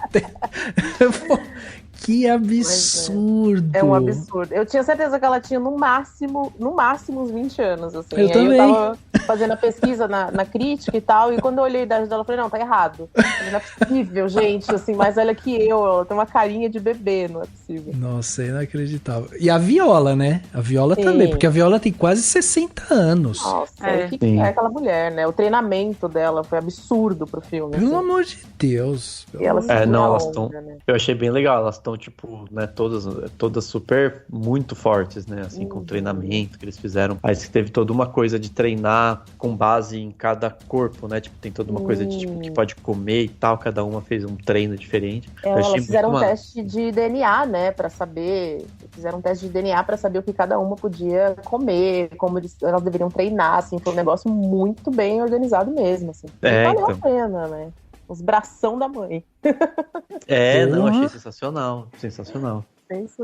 E até assim, a gente tá vendo, né, que eu acho que também é uma outra coisa que a gente tem que ressaltar, que é a direção da Dina, que é uma mulher preta e tal, e a gente tá vendo que, gente, ela faz umas cenas de ação que são incríveis, assim, você vê as meninas lutando, elas fazem umas acrobacias e o poder, né, de impacto delas, você não tem cenas assim, você não precisa inclusive disso, de cenas de tipo, nossa, tá jorrando sangue, tá, né, explodiu cabeça, não sei o que, você não precisa desse tipo de coisa, porque só o ato, né, o movimento ali acrobático e tal, tudo aquilo, tipo, além de harmonioso, que ressalta, né, ainda mais a habilidade das agogis, além de tudo isso, mostra também isso, o poder único delas, né, a própria Naui, e que no começo fica lá falando da corda, porque corda não é arma, não sei o quê. Quando a gente vê ela em campo de batalha, ela dá um show com aquela corda. E o som, o som é maravilhoso, né? Tipo, eu gostei muito do som que faz vum, né? Do facão passando assim na corda, quando tá amarrado. Então eu acho que é importante citar, né? Tipo, o som tá muito legal. A trilha sonora desse filme é muito foda, né? Tipo, achei muito boa. Ela tem muito de épico. E aí tem uma coisa que, assim, eu acho que tem alguns momentos que talvez a diretora aí, se for pra ser o cinéfilo chato, né, que acho que teve momentos que acho que rolava um pouco mais, ou poderia ter algo um pouco mais, sei lá, uma cena mais grandiosa, ou um aproveitamento maior do cenário como um todo. Eu acho que isso é uma questão de se pensar, mas uma coisa que eu tava vendo, quando eu tava vendo o filme, eu falei, nossa, as cenas são muito próximas, né, tipo, ela faz muita cena bem próxima das pessoas, e acho que muita gente não hesitaria, né, em filmar, tipo, aquelas cenas de cima, pra mostrar aquela coisa bem épica, né, tipo, sei lá, um negócio pra mostrar, sabe, assim, pra fazer um tchananã, assim, uma coisa muito estilo, assim. E no começo eu falei, nossa, será que não falta isso? Aí depois eu pensei, não falta, porque é muito legal isso, ela tá aproximando a gente, porque como, no fim das contas, a gente vai estar acompanhando as Agoji, então ela tá aproximando a gente delas, então as cenas são sempre muito plano americano, que fala, né, um plano mais fechado, né, a gente tá perto delas. Isso é muito legal, assim. Eu também acho, assim, eu concordo com, né, com, sei lá, muita gente que disse que ela talvez aproveita menos o cenário e tal, talvez dava pra ter encontrado um meio termo, mas ao mesmo tempo eu gosto muito quando ela vai próxima, porque daí você se aproxima e também é um jeito de filmar que dá uma fugida de sei lá, do que todo mundo faria, todo mundo entre aspas, mas faria num filme como esse, né, de tipo, sei lá, uma firula, um drone, sei lá o que, né, então eu achei legal isso. Assim. Nesses pontos que eu acho que essa coisa que é o clássico, né, ele ganha poder realmente, né, essa tradução na imagem mesmo, porque você fazer o simples muitas vezes traz essa proximidade, então isso é muito legal. Uma coisa que eu ia perguntar aqui, principalmente para as meninas, é porque é a sensação de unidade, né? De conexão e tal. A gente tem alguns momentos, principalmente quando a gente tá vendo ali o treinamento da Nao e tal, né? Quando ela começa ali nas Agojis, a gente tem, às vezes, uma sensação de uma certa rivalidade entre as meninas ali, né? Tipo, tem uma que fala que quer ganhar, a outra não sei o que e tal. Então elas têm uma certa rivalidade. E aí tem um momento em que quando a Naui ganha lá a competição e tal, ela ganha de uma outra menina que também tinha vontade de ganhar e tal. E aí você até acha que vai ter sabe aquele formatinho padrão que tipo tem o aluno incrível e o rival perverso, né, que vai tentar sacanear e tal. Dá uma impressão assim que pode haver isso. Só que a gente tem aqui, diferente de qualquer outra história, a gente tem essa figura da Nanisca, que é essa figura que meio que une todas elas ali. E aí depois que a Naui ganha, ela fica super feliz, aí é feito quase com um contra-plongé ali, né, com aquele sol e pegando o contorno dela e ela gritando de felicidade. E a primeira pessoa que ela abraça é justamente essa concorrente direta dela ali. E aí o que eu queria saber de vocês é sobre isso, sobre a importância dessa unidade, sabe? A importância de criar uma narrativa mostrando essa unidade e esse poder coletivo das mulheres, né, ali por uma luta em comum, sabe? Eu acho que você respondeu um pouco isso dizendo essa questão da luta em comum, né? Elas estão ali por um único objetivo, elas acabam se tornando uma família porque elas não podem sair dali, né? Elas se comprometem com aquelas pessoas, elas se comprometem umas com as outras. Então eu acho que é uma coisa que a Gina constrói muito bem, é essa relação de todas, sabe? É uma relação que vai se tornando irmandade.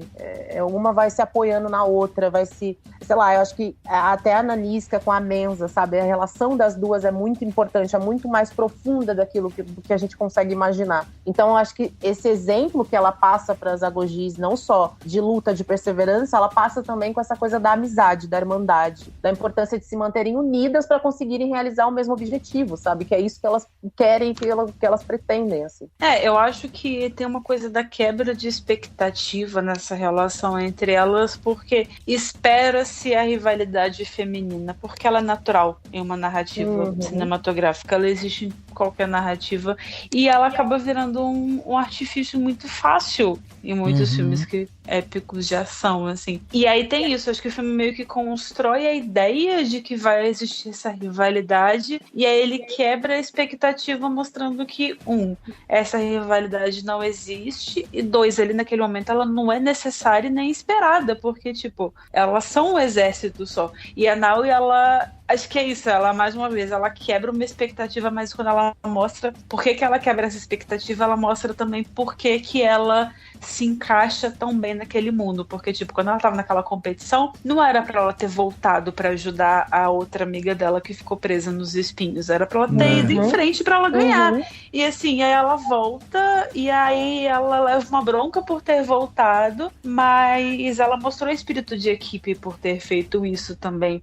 Então, assim, eu acho que se resume a isso, assim, a sociedade espera que exista essa rivalidade feminina, mas ela não precisa existir. Quando ela não existe, todo mundo sai ganhando. Até com aquela outra, que tem um momento que elas dão uma discutida falando, o seu povo matou meu povo, e não sei o que, elas ficam meio assim. Só que esse discurso, né, de uma certa rivalidade ali, e é uma personagem meio secundária, né, essa que fica ali falando que, né, a gente não vai ser amiga, não sei o que e tal. Esse discurso já é logo interrompido justamente acho que ela é pela Menza, né, que interrompe aquele discurso, meio que fala assim, calma aí, o que você tá falando? Aqui não importa de onde você veio, aqui é todo mundo tá junto, todo mundo é Agoji, e ela passando no negócio lá, vai ser sua irmã e pronto, acabou, não tem esse papo aí de onde você veio, não sei o que, né, então até isso é cortado.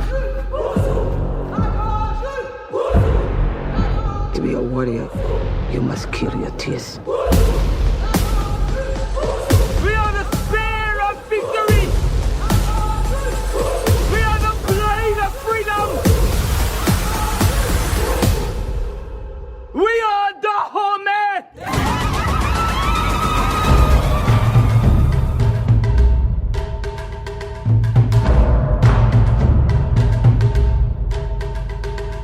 Uma das cenas que me deixou muito curioso foi a cena pós-crédito. Nossa. Como é que vocês viram essa cena? Eu queria saber. A gente se arrepiou, assim. Eu assisti com a Lai do lado, e aí a gente olhou uma pra outra e falou... A gente deu um grito de puta que pariu na sala de cinema. Foi exatamente isso. E tava dando um silêncio, a gente, puta que pariu! Eu achei absurdo, assim, de uma sensibilidade, de um impacto muito forte, sabe? Eu acho que nem todo mundo talvez entenda o que ela quis dizer ali com Brianna, mas eu acho que quem captou essa mensagem entendeu a importância de se colocar isso no filme, de encerrar esse filme com o nome da Breonna Taylor, assim, pra mim foi tipo... Então, me explica isso.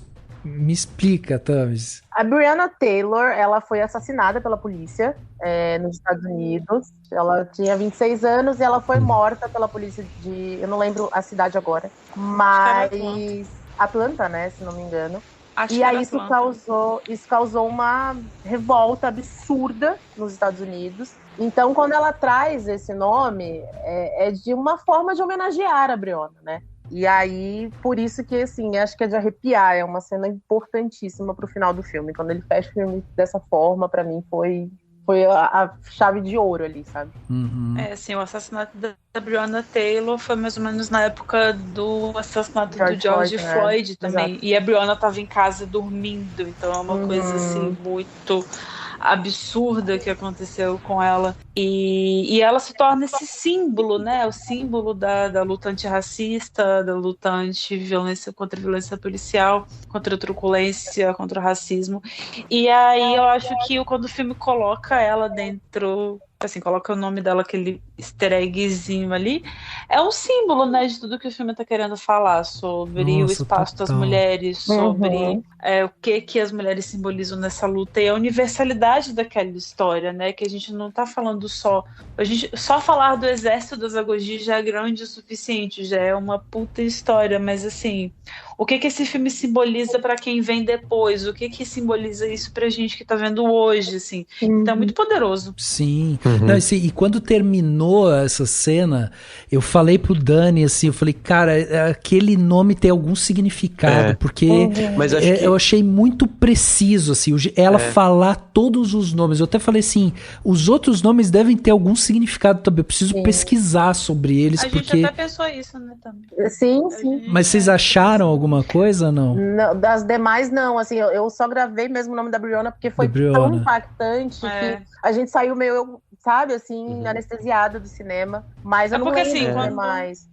Porque quando ela tá falando das outras, ainda tá a cena, né? Ela tá ajoelhada ali falando, aí fecha, acaba a cena e você ouve só a voz dela falando do Briolha, então uma coisa nossa, assim. Eu tô toda arrepiada. Eu também, nossa. É foda.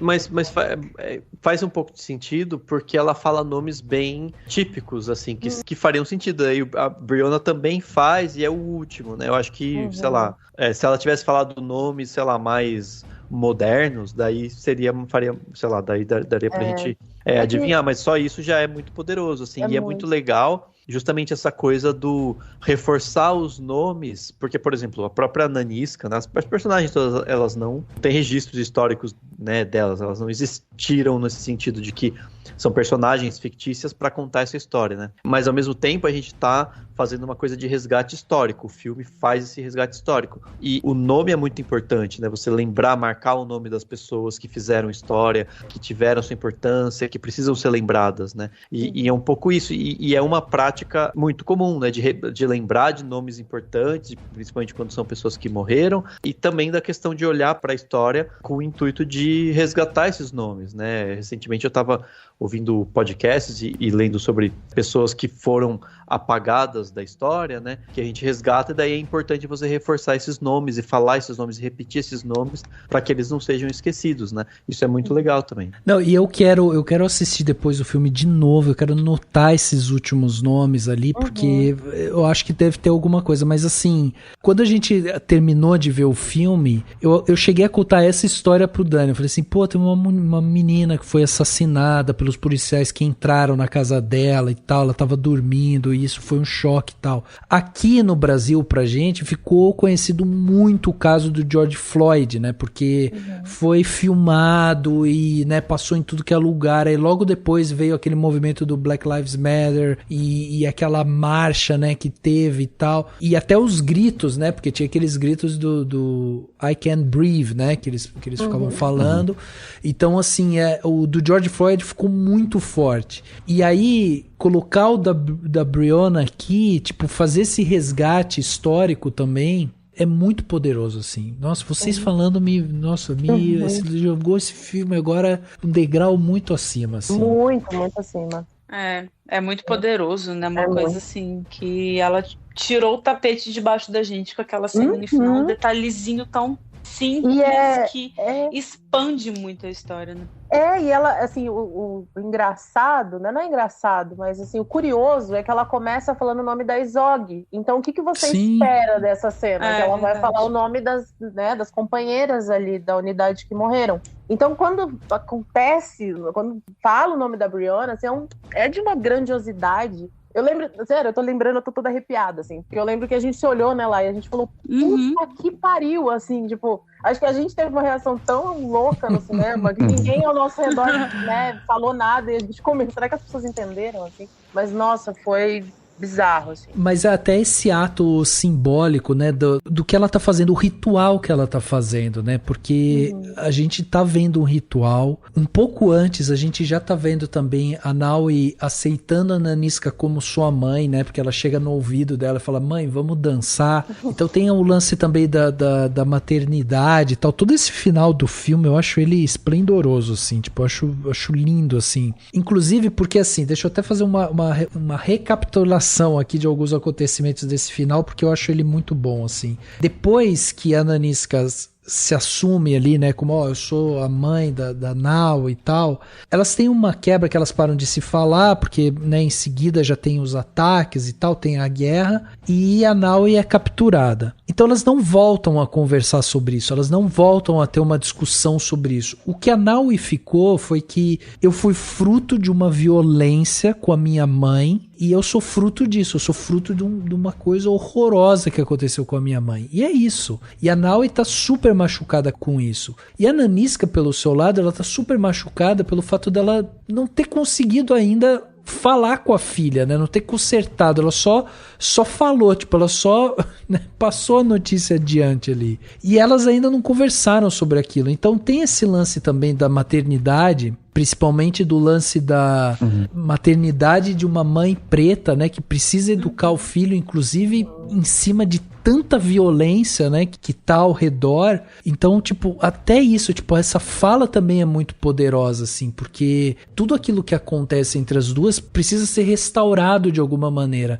E quando a Naui chega pra ela e só fala assim, mãe, vamos dançar? É tão lindo isso, porque ela tá reconhecendo aquela mulher como figura de mãe. Existe um perdão por trás daquilo, porque o ato de dançar, né, o simbolismo da dança e tal, da libertação, é muito forte também naquele momento. Então, assim, já tem toda essa parte desse reconhecimento, desse amor materno e tudo mais. E aí, em seguida, a gente também tem ali, né, a Naui faz ali, né, um ritual também pra Izog e tudo mais. Mas aí eles trazem a Menza, que é essa personagem que a gente sabe que ela é uma sábia, né? Ela é o braço direito da Nanisca e tudo que ela falar a gente tem que anotar, porque essa mulher é a personificação ali, né? De algo divino ali, porque ela sabe muito, ela luta muito, ela é incrível, essa mulher é incrível. É interessante que, assim, a Nanisca sendo uma mulher tão poderosa que imprime tanto respeito em todo mundo ao redor dela, essa é a única personagem do filme que olha pra ela sem esse, não a única, mas uma das únicas que olha pra ela sem esse medo que ela impõe em todo mundo, e que tem o efeito contrário, né, na Niska, que tem um grande respeito por ela e pela Zog. Então, assim, é curioso ver essa troca de poderes também. Sim, exato. E você vê a Menza ajoelhada com aquele monte de espada cruzada, né? E ela temperando com a terra, com a areia, jogando em cima, e ela joga água, e aí ela pega o uísque da Izog e joga em cima, e ela vai fazendo uma oração, falando justamente sobre essa questão dessa unidade, né, da ancestralidade também, ela vai falando ali. Então aquilo é tão bonito, e quando você vê tudo aquilo se misturando, você percebe que as lutas continuam sendo lutadas, assim, que a Izog vão ter outras Izogs, né? Que vão ter outras pessoas que vão ter a força, que vão ter a disciplina, que vão ter né? Vão ali pra frente, vão falar e tal. E aí ela traz muito desse posicionamento pra hoje, assim. Ela te posiciona hoje. E quando ela fala o nome da Brionna, é quase como se ela falasse assim: não acabou, gente, não acabou. Esses navios continuam vindo, entendeu? Eles continuam aqui, continuam vindo. Isso. Exatamente. Cara, que demais. É muito poderoso, né? Assim, a gente vê uma história que fala de uma coisa. Eu acho que isso que é bonito quando a gente fala sobre cinema, sobre narrativas fictícias, que assim, eu sou contra a ideia do cinema que tem que ter uma função, que tem que ter. Esse filme ele é bom porque ele é importante por causa disso, porque aquilo. Eu acho assim, a obra ela não tem que. A importância dela não tá ligada ao que ela. Entendeu? Ao significado de alguma coisa. Tipo, nossa, ela é importante porque ela fala sobre racismo, ela é importante que ela fala sobre isso. A importância de uma obra, ela não está restrita a isso, assim. A importância de uma obra, ela é muito maior. E aí, quando a gente vê um filme como esse, pra mim é exatamente isso, sabe? Ela pega uma história que é de um povo, que é uma história específica desse exército, desse reino de Daomé, e transforma isso numa coisa que é muito mais ampla, sabe? Que ela faz a gente pensar, a gente refletir sobre a história, mas também traz isso para hoje, também traz isso para o que a gente está vendo nos jornais todos os dias. E assim, Eu acho que é essa função, sabe? É sobre isso que a gente tem que estar falando, não sobre, ai, nossa, mas elas não faziam assim, elas não faziam assado, porque não tinha isso, porque não tinha aquilo. Tudo bem que não tinha ali, mas tinha em outros reinos, entendeu? Tinha em outros lugares que, sabe? É isso, sabe? A liberdade criativa, ela tá aí pra isso, pra fazer a gente, pra condensar as coisas e pra mostrar criar um efeito maior, assim, eu acho.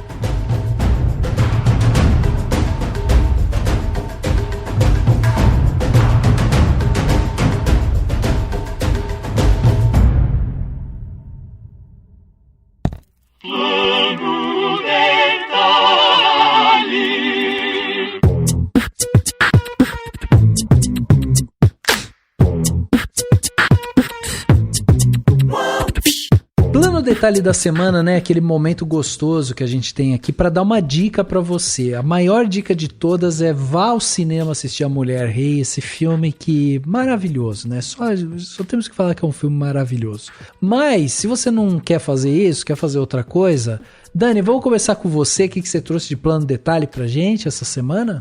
Vou trazer um plano detalhe, enfim, é uma coisa até meio óbvia, porque eu curto muito, estava esperando chegar essa última temporada, que é a 8ª temporada, né, da série Brooklyn Nine-Nine, que finalmente chegou na Netflix. Eu sei que muita gente já deve ter visto na locadora do Paulo Coelho, mas eu não vi, porque eu falei assim, uma hora chega, depois eu vejo, tá tudo bem também. E ela até tem referências, né, a gente comentou de questões relacionadas à questão do George Floyd e o Black Lives Matter nos Estados Unidos, e a 8ª temporada, que é a última temporada, né, da série Brooklyn Nine-Nine, ela foi feita na esteira, né, desses acontecimentos, né? Então, os primeiros 2 episódios citam, né, muito tanto a pandemia quanto a questão das manifestações e da visão que se tem, que passou a se ter e que já, né, obviamente ganhou o corpo, né, dos policiais, porque afinal de contas é uma série, é uma sitcom de policiais, né, assim, então você fala, poxa, como que você vai dar continuidade depois de tudo que aconteceu?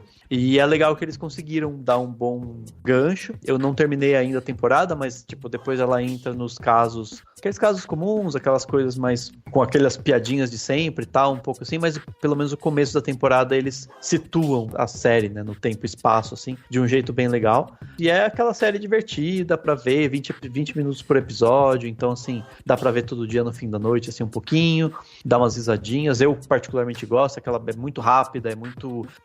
acontece umas coisas malucas, sabe, assim, tem uns policial idiota lá, e é isso, é divertido. Então, aí, a última temporada na Netflix, ela não é original Netflix, então corra pra ver antes que saia do ar, sei lá, vai saber. Mas a questão é, tipo, é isso, é divertido, e acho que agora estão todas as temporadas lá, e, enfim, finalmente chegou. Demorou, mas chegou, então tá aí. Demorou, mas chegou, é isso aí.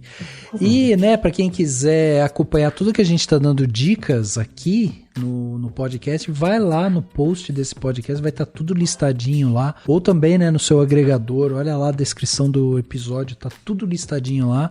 Se for na nossa página, vai ter link, então você vai clicar e já vai direto pro que a gente tá falando aqui, certo? Tamis, e você? O que você trouxe de bom pra gente aí, de plano detalhe pra essa semana? Bom, o meu plano detalhe dessa semana é um plano detalhe que eu já dei aqui, mas agora nesse momento em que a gente tá vendo uma série do Jeffrey Dahmer na Netflix, eu quero dar ele de novo, porque eu acho importante levantar esse ponto. A série que eu vou indicar é Ted Bundy, Apaixonado por um Assassino, que tá no Prime Video com uma temporada, e é uma série que aborda os crimes do Ted Bundy sob a perspectiva feminina, sob a perspectiva das sobreviventes, da namorada, da enteada, enfim, sobre essas mulheres que sobreviveram à convivência com esse monstro que era o Ted Bundy. E por que eu quero indicar? Porque eu acho que, eu tava até comentando isso com a Lai há pouco tempo, a gente tá numa era que tá todo mundo aí, os fãs de True Crime estão explodindo com essa série do Jeffrey Dahmer e tal, mas eu acho que já deu de histórias sobre serial killers que abordam só a visão do cara,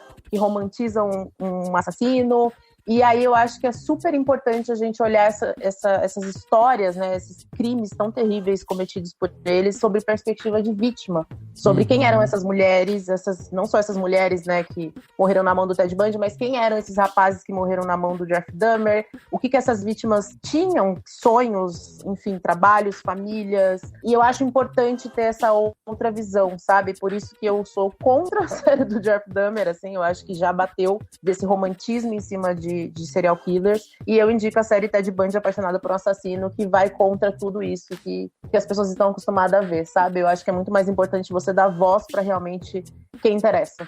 Então, por isso, meu plano detalhe é essa série. Muito bom. E o legal dessa série, né, Thames, é que são 5 episódios, não? Sim, são 5 episódios, não são episódios tão longos, e cada um aborda ali, né, uma história diferente. E eu acho que contar essa história sobre a perspectiva das mulheres que sobreviveram a ele é muito interessante de se ver, porque às vezes isso fica super anulado, né? Então, eu vi algumas pessoas falando sobre o 6º episódio aí da série do Jeffrey Dahmer. Eu até assisti o episódio, eu achei que ele acertou no único episódio que ele acertou até agora, que é mostrar a perspectiva da vítima. Então, isso não é o que tá acontecendo na série do Jeffrey Dahmer, mas você vai poder ver a perspectiva das vítimas na série do Ted Bundy, que tá lá no Prime Video. Cara, que demais. Eu comprovo e acompanho a relatora.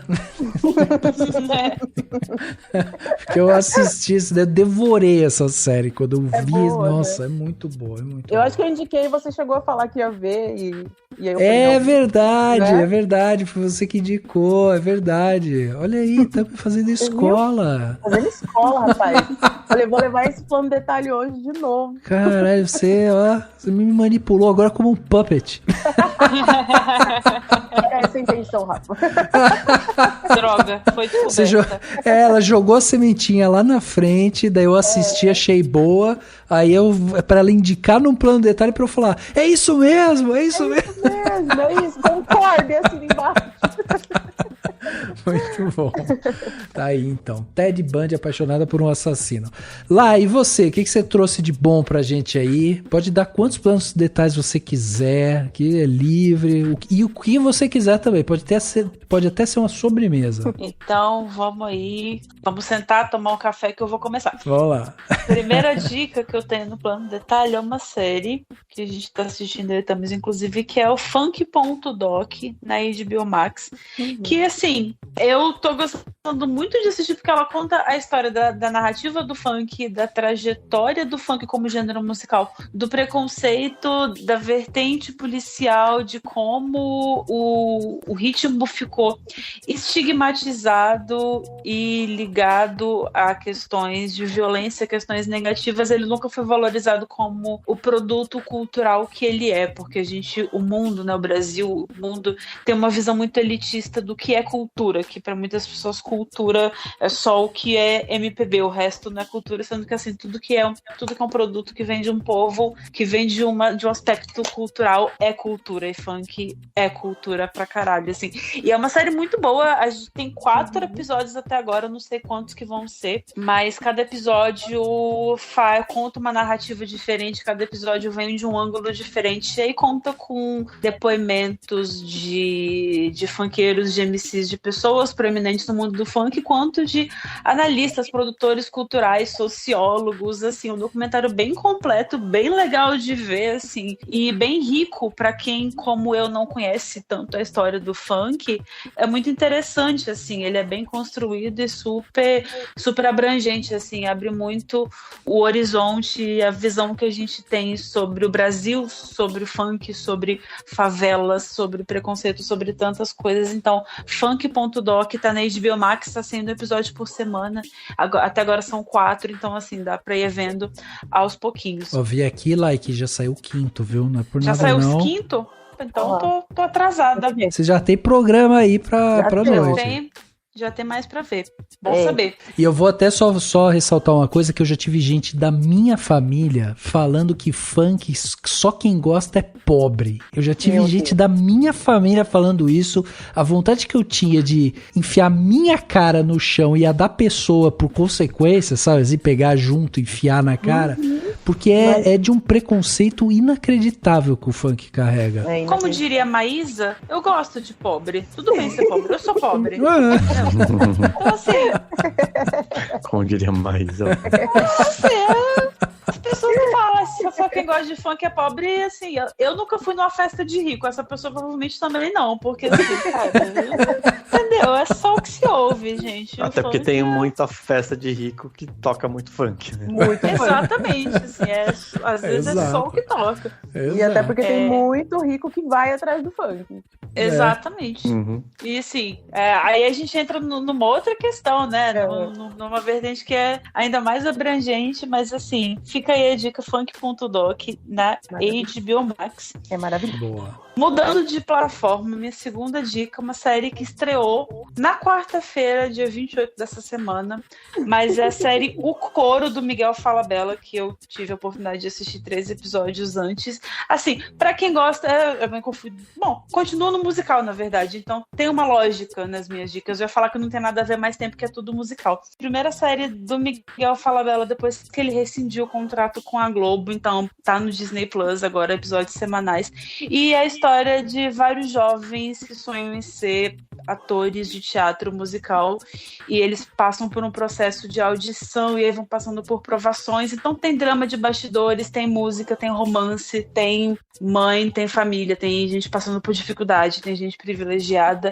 É uma história bem legal, assim, do pouquinho que eu assisti eu fiquei bem interessada, e o legal é que ele coloca essa galera para cantar músicas do repertório nacional, assim. Então tem MPB, tem rock, tem sertanejo, tem Jovem Guarda, anos 80, Raul Seixas, Titãs, tem de tudo um pouco, assim.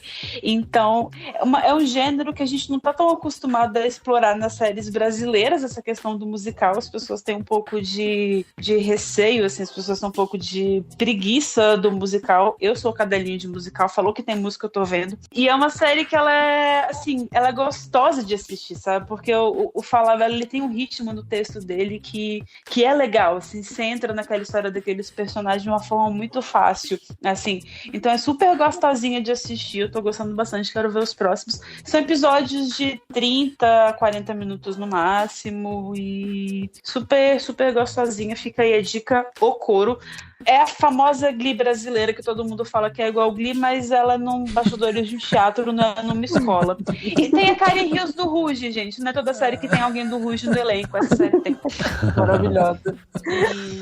E é ótimo. E ainda ficando em musical, mas mudando um pouquinho de plataforma, mas voltando pros documentários, também estreou essa semana no Globoplay o documentário do Tim Maia. O Tim Maia teria feito 80 anos nessa semana, ainda também na quarta-feira, dia 28. E o documentário do Tim Maia, que se chama Vale Tudo com Tim Maia, também consegui assistir uns trechinhos dele com antecedência. Cara, assim, acho que vale a pena a gente sempre relembrar a história de um gênio da música que nos deixou tão cedo, assim. Inclusive é bizarro, porque Tim Maia morreu com 55 anos e ele teria feito 80, e você fala assim, gente, quando que passou tanto tempo assim? Caraca. Na vida? A gente fica meio, pois é bizarro. E então é um documentário do Nelson Motta com o Renato Terra pro Globoplay, assim, eles têm feito uma leva de documentários muito bons.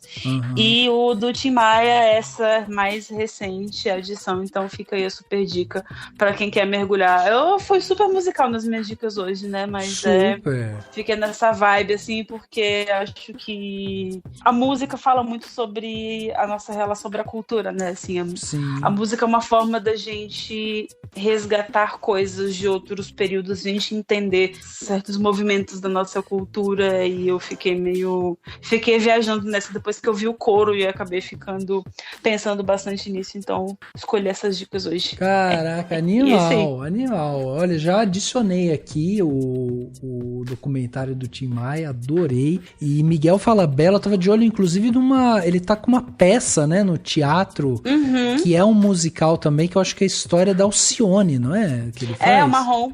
Marrom, eu tô louco pra ir no teatro ver essa peça também dele. Também tô com vontade de assistir. Foda que assim, gente, eu fico revoltada como é caro teatro no Brasil, assim, mas gostaria que fosse mais acessível pra gente conseguir com mais frequência e mais pessoas poderem ter acesso, né, mas infelizmente Cada dia é mais difícil. É isso. Bom, mas tem muita coisa aí legal pra ver, que a Lai trouxe pra gente, que a Thames trouxe. Pra fechar o plano detalhe aqui, eu vou deixar uma dica, porque esse episódio está saindo na sexta-feira, né? Podemos dizer que véspera de um dos momentos mais importantes que nós vamos ter nos últimos 4 anos aí, né? A gente passou por um inferno aqui no Brasil e nesse domingo a gente vai exercer ali, né, o nosso ato democrático de escolher o nosso representante pelos próximos 4 anos, né? Espero que no primeiro turno a gente já resolva isso, né? Então... Vamos resolver. Tô 12 mais 1, galera. 12 mais 1. Márcia Sensitiva disse que Lula vai ser no primeiro turno, então. Então, então tá garantido, agora... é isso. Mas, pra quem ainda tá falando assim, não sei e tal, então eu queria aqui, né, deixar como plano detalhe um documentário que é o Quebrando Mitos, né, um documentário que tá aí na internet, né, foi publicado na internet no canal do Meteoro, você consegue assistir, e a gente divulgou esse documentário lá dentro do Cinemação, tem crítica dele, depois tem... uma crítica muito bem escrita, muito boa, brincadeira. Por uma pessoa incrível e super talentosa, né, Dani? Sim, exatamente. Pois é. Então vocês podem ir lá ler a crítica, mas o documentário é assim uma visão bem abrangente, né, de tudo que aconteceu nos últimos 4 anos, e ele vai passar justamente pelos maiores absurdos ali que aconteceram e pontos cruciais, né, que esse governo Bolsonaro nos entregou durante esses 4 anos. Então é um documentário, ele é dirigido pelo Fernando Siqueira, né? Ele tinha feito o Quebrando o Tabu sobre drogas e agora ele volta, né, com Quebrando Mitos. Ele conta um pouco da história dele, o que conecta ele, né, com o documentário, então isso é bem legal também. E eu acho que assim, acima de tudo, independente o documentário é bem filmado, o documentário é isso, é aquilo, acho que independente de qualquer coisa, o documentário ele é necessário, sabe? Ele é um ponto de reflexão sobre as coisas que a gente vive desde 2018. Então, com esse aumento crescente de hostilidade, de violência, de intolerância, a gente viu muitas pessoas, né, sofrendo com esse tipo de coisa na pele. Não é só uma coisa do tipo, eu acho, é mimimi. Não existe, né, essa violência e a gente precisa enfrentar isso. Então, da mesma maneira que a gente tem a Nanisca falando que entendeu o sonho dela, que ela precisa enfrentar o passado dela, a gente precisa analisar o nosso passado, a gente precisa se reaver com o nosso passado, sabe? O nosso passado tem muito do que vai ser o nosso futuro, é a nossa construção. Então é muito importante a gente olhar para isso, olhar para o que a gente fez em 2018, para onde a gente caminhou e para onde a gente quer ir. Por isso que no domingo, faça seu voto de maneira consciente, pense muito bem sobre o que você vai fazer, e esse documentário é um ponto de partida para quem tá ainda em dúvida. Vai lá, assiste, tá grátis, é só você ir lá procurar Quebrando Mitos no YouTube, você vai achar o documentário inteirinho lá, senta, assiste e você vai adorar, certo?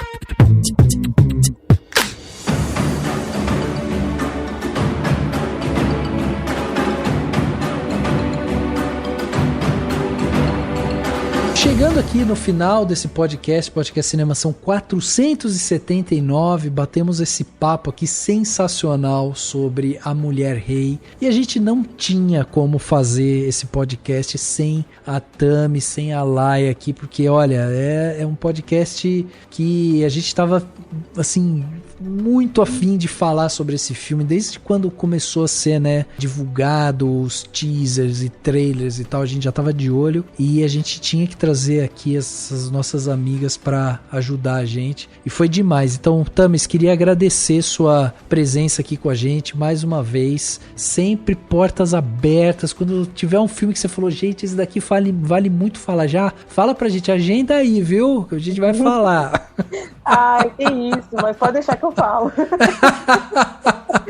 Ai, meninos, obrigada. Obrigada mesmo pelo convite. Eu amo estar aqui com vocês. É sempre uma honra, um prazer debater qualquer filme, qualquer assunto com vocês. É sempre muito bom. O nosso papinho de bar, que eu sempre acho que é papo de bar, que a gente se diverte, a gente dialoga, e isso que é importante. É isso. Então, obrigada mais uma vez, Dani. Obrigada, Rafa. Obrigada, Lai, também. E vocês podem me encontrar lá no Cineclique, com críticas, notícias sobre o mundo das séries, o mundo dos filmes. E é isso, gente. As minhas redes sociais, né? O meu Twitter é @TamisVL e o meu Instagram é @TamisV. Boa. Sigam a Tamis, acompanhem a Tamis. E pra quem tiver aí num cineminha, de repente vai ver a Tamis também, né? Só vou falar isso. Só deixando assim no ar. Você pode estar lá vendo a Mulher Rei ou aparecer. Nunca se sabe, não é? Exatamente. Sorte, é isso, eu apareço lá na tela também do cinema. Quem me vê, manda uma foto, me fala que me viu. Né? Boa, isso aí, boa. Valeu, Tamis, mais uma vez. Lai, você vai receber o contratinho de sócia também em breve, tá? A gente tem pagado uma coxinha e o suco de maracujá, né? Maravilhoso. Quer mais o quê? Rapaz. Não, mas obrigado, Lai.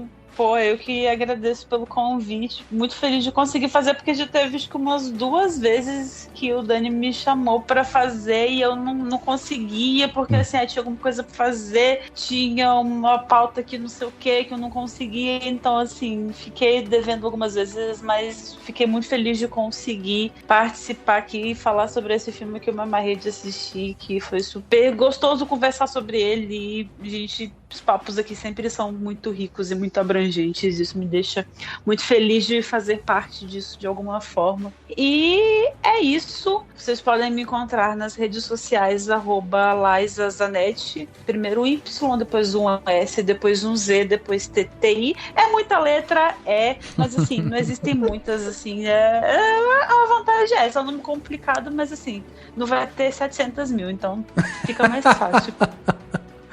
E no UOL, em Splash, falando de filmes, séries, novelas, celebridades, fofocas e tudo mais, uol.com.br/Splash. E lá você encontra tudo que a gente tá fazendo. E é isso. Mas você também tá em vídeo, né, Lai? Vamos lá, né? Às vezes, assim, eu gosto. Eu confesso que eu gosto desse biscoitinho de fazer as coisas em vídeo, aparecer lá de vez em quando. É gostoso, assim. A gente dá aquela levantada na autoestima, assim, você fala, nossa, aí a pessoa vem e te fala, nossa, eu te vi, não sei o quê. Teve um dia, foi ano passado isso, um professor meu, tipo, do primeiro ano no ensino médio, mandou uma mensagem no Facebook falando que ele viu um vídeo meu não sei aonde. Eu nem lembrava dele, e assim, aí ele mandou mensagem de um professor de história, e aí quando ele mandou mensagem pro meu celular, eu falei, caramba, eu lembrei, assim, eu adorava as aulas dele. Então, assim, é gostoso quando as pessoas te reencontram, assim, nesses momentos. Então, né, Tami, você que tá aí no cinema, também tá vivendo esse momento de subcelebridade. É gostoso. Subcelebridade. Daqui uns dias eu apareço em algum site de fofoca, gente. Vai, menina. O Léo Dias pode estar atrás de mim, vocês não sabem? Rainha Matos tá aí já, daqui a pouco.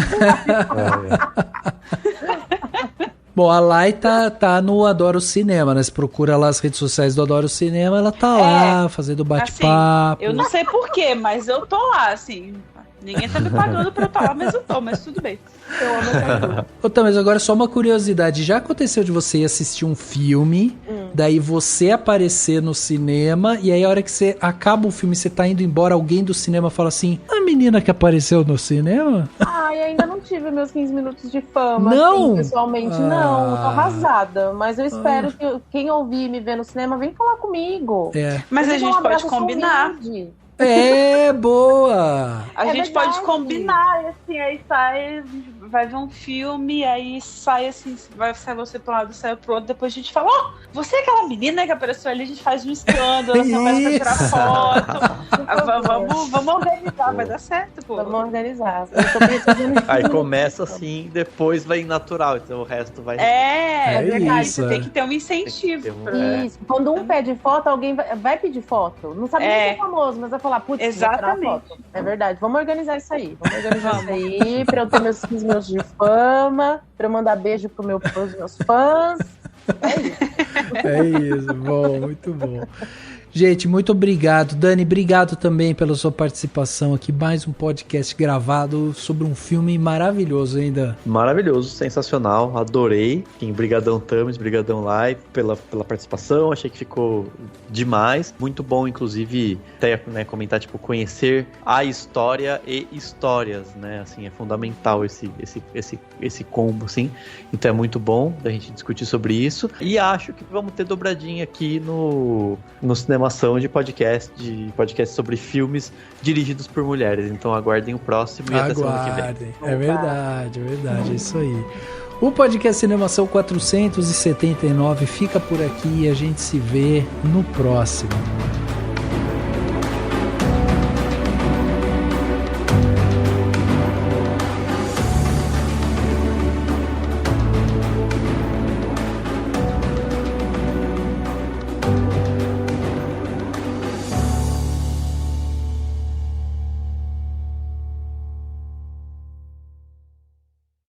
Eu não tenho mais o que acrescentar. Vocês querem falar mais alguma coisa sobre esse filme? Só vão assistir no cinema. Eu tô feliz que ele foi o número 1 de bilheteria essa semana no Brasil. Sim. Então, assim, gostei de ver a resposta da galera pra esse filme. Que ele lidere a próxima, e a próxima, e a próxima. E é isso. Vão no cinema. E fiquem para ver a cena pós-crédito. Fiquem. Não levantem fica a até o bunda final da cadeira até acabar. Por favor. No que eu vi, não nem acendeu luz até a cena pós-crédito.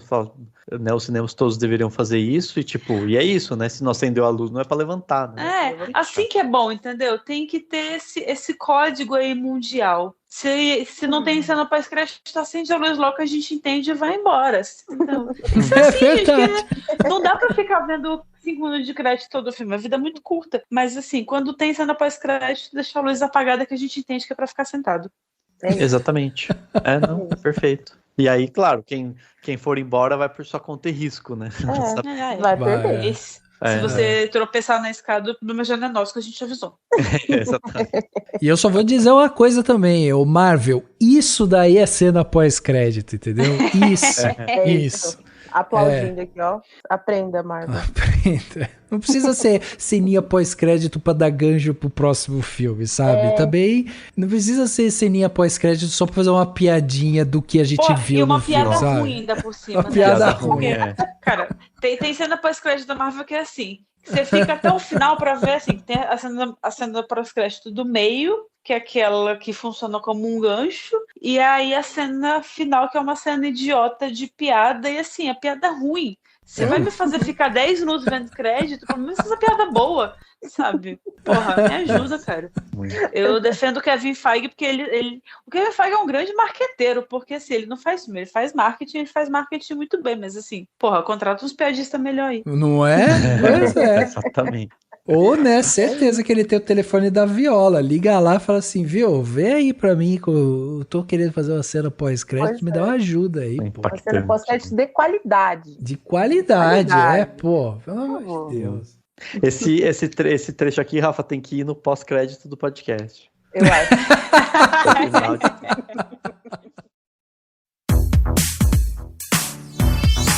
Esse podcast foi editado pela Isso Aí Design. Tudo isso é forma com função. É design estratégico. É isso aí.